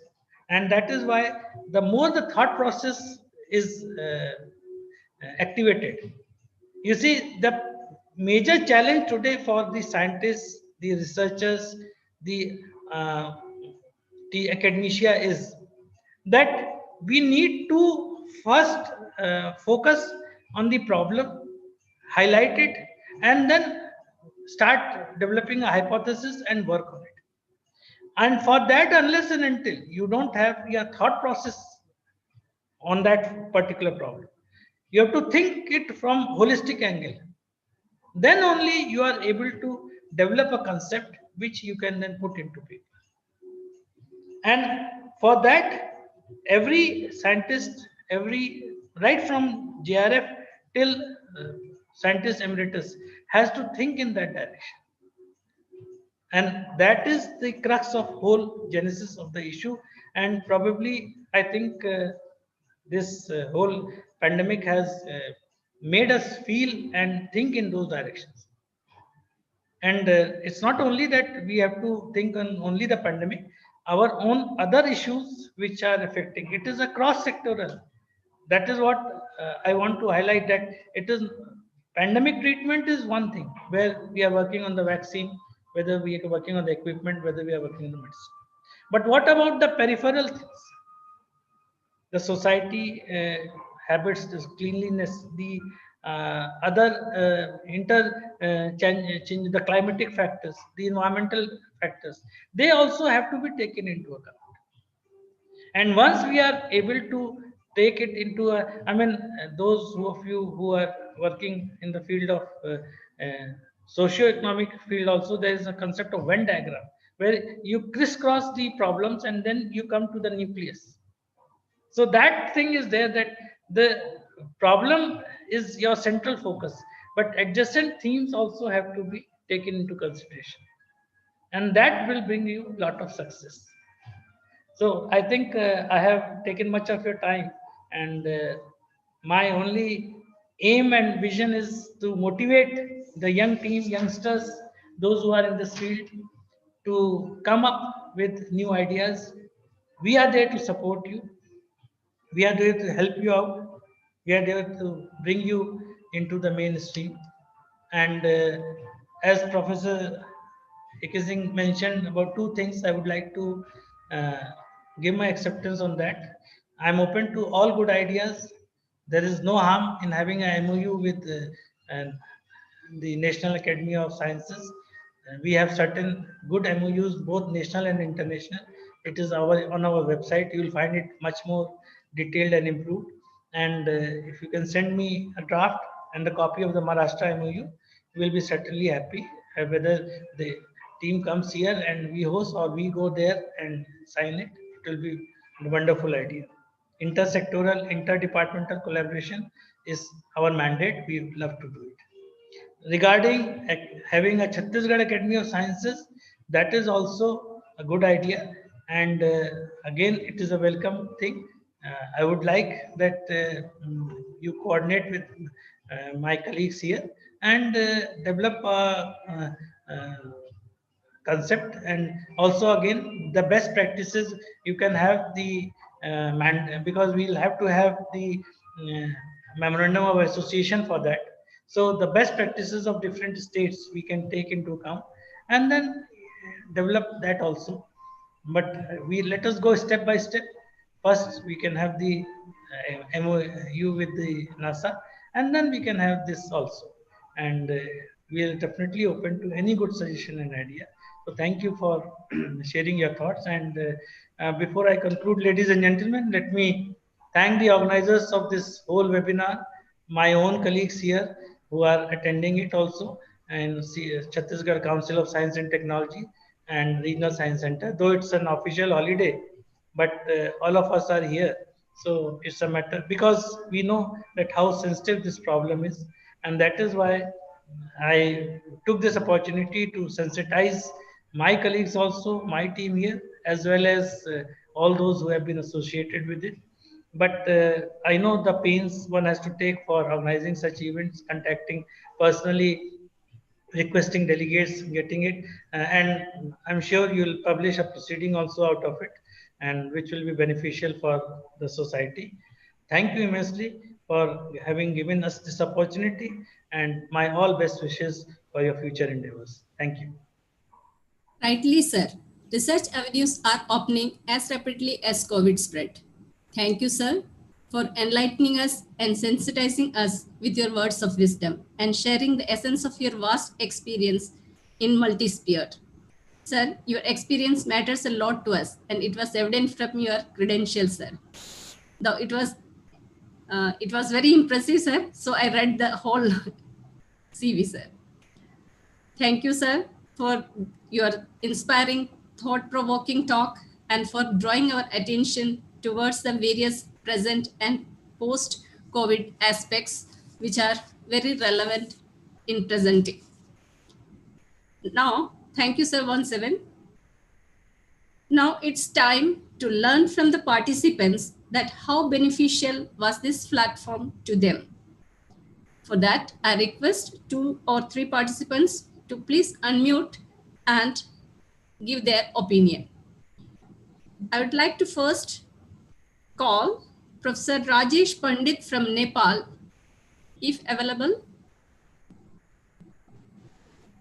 Yes. Welcome, sir. Hello. Thank you, ma'am. Thank you. Very good afternoon. Thank you, Professor Ajay Kumar Singh and organizing team for giving me the opportunity to take part in the international webinar on role of functional material in combating COVID-19 pandemic. The program is very much informative and effective. All the participants can know what is going on in this pandemic situation. How is the functional material used up in the COVID-19 pandemic, which was very important. It was a very wonderful platform to share and to know the idea and development, the materials by the scientists to fight against the COVID-19 pandemic. The beauty of this program is the speaker was eminent scientist from different field, such as material scientist to the microbiologist.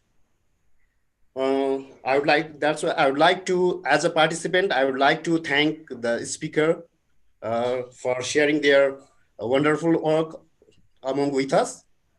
Once again, I would like to thank organizing committee organizer and especially Professor Ajay Kumar Singh for giving me to use this platform to put few words. Thank you all. Thank you, sir.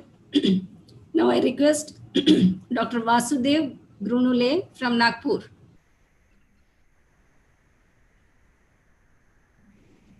Dr. Vasudev Grunule is from Nagpur is here. Sir, can you hear me? Dr. Vasudev Grunule from Nagpur. Okay, now I call Srimati S. Srividya.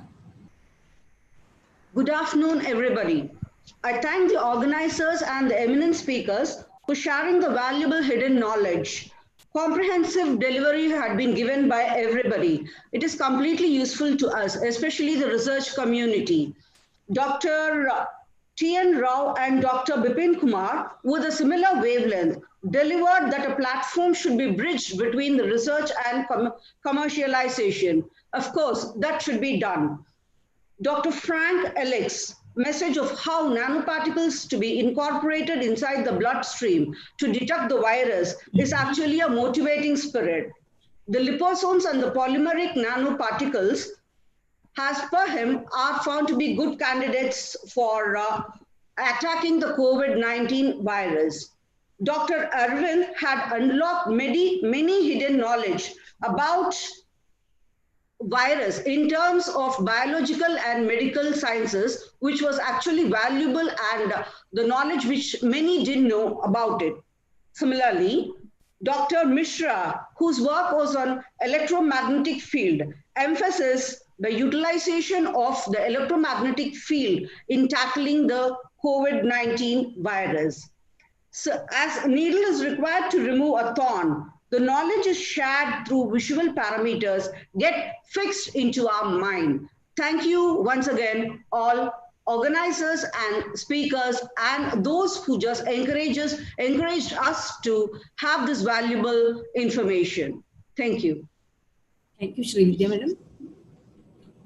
Any other participants would like to? We can have one more participant.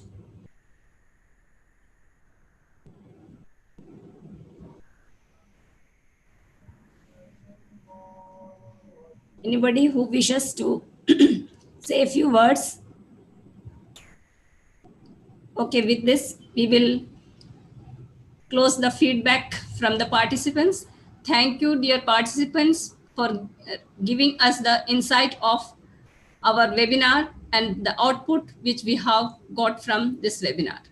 Thank you once again. Now, I request the organizing secretary to conclude by giving his concluding remark.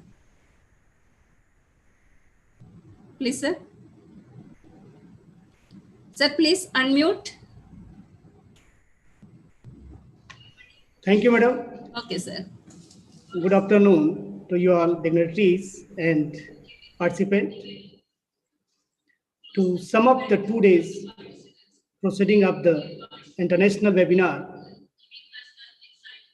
on functional nanomaterials in combating COVID-19 pandemic,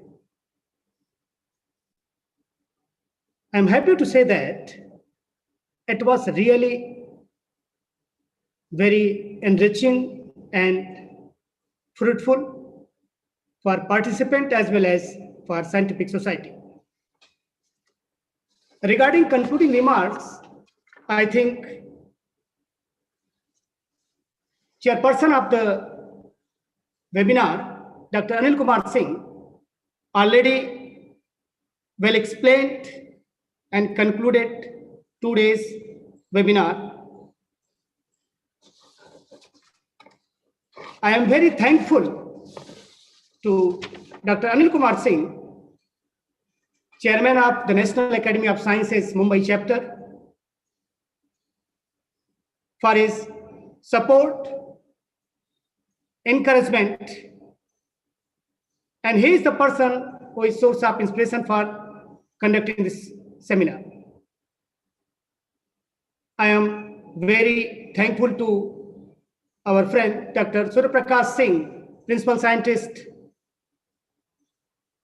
IICT Hyderabad, and Dr. Dharmen Singh, Professor, IIT Roorkee, for cooperating me to session the chair.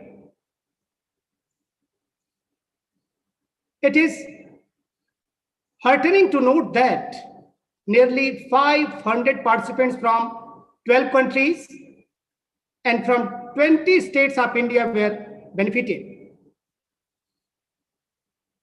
So I am very thankful to all, especially today, Professor Maria, who is from Bulgaria and is my collaborator, is joining this webinar.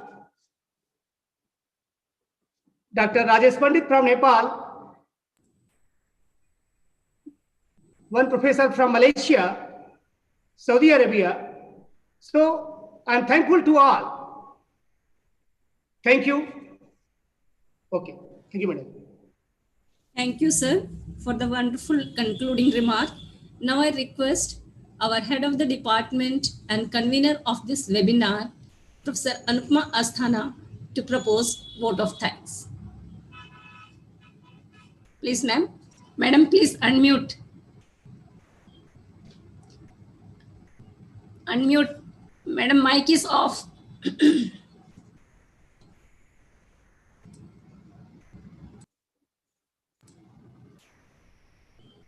Okay, ma'am. Good afternoon, everybody.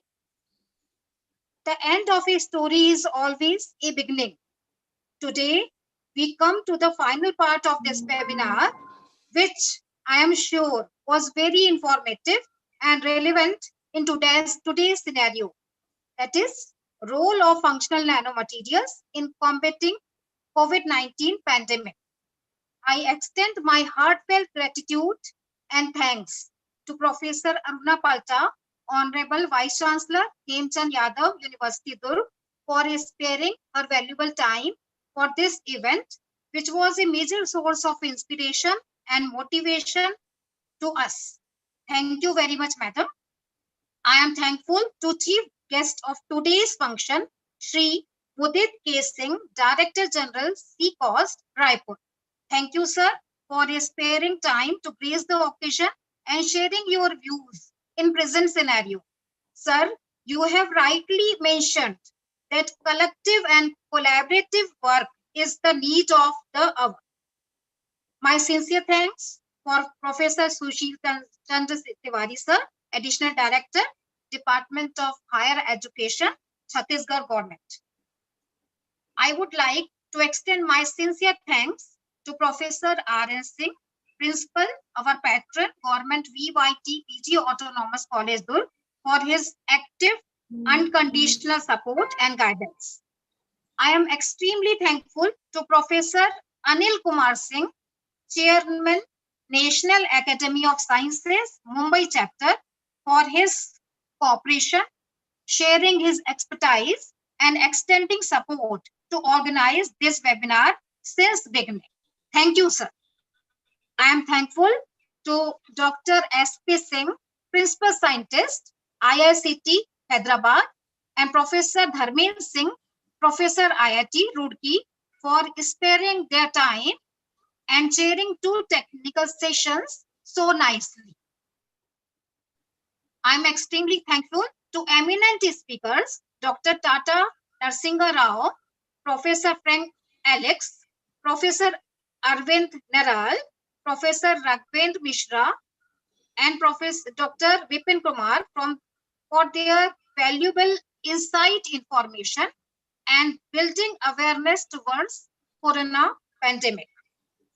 My special thanks are due for Professor Oldemir from Brazil, Professor Abbas Rehdar from Iran, Professor Maria Alexandrova from Bulgaria, Professor Rajesh Pandit from Nepal, Professor Vasudev Gurnule from Nagpur for their active participation and continuous support.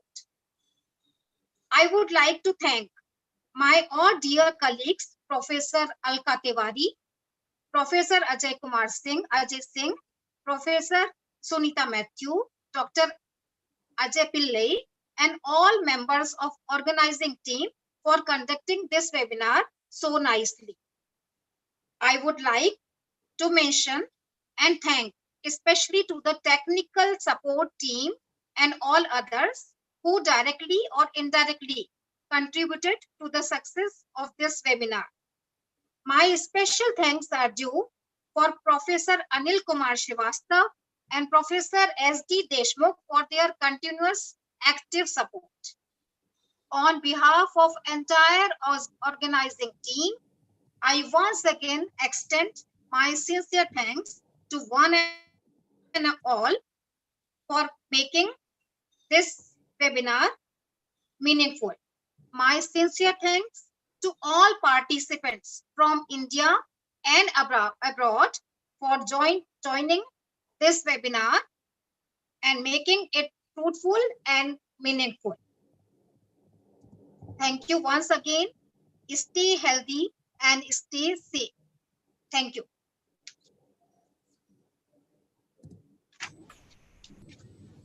Thank you, ma'am.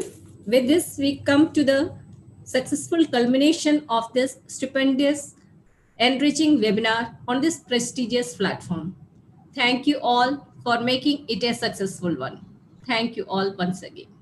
Thank you. सभी लोग एक बार video अपना unmute करें. Please unmute your videos for photographs. I'm requesting to all, please unmute your videos. Just take a photograph.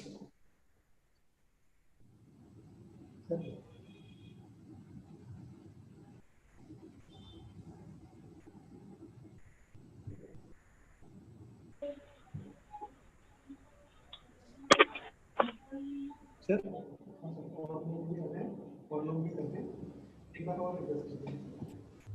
I'm again requesting, please unmute your video.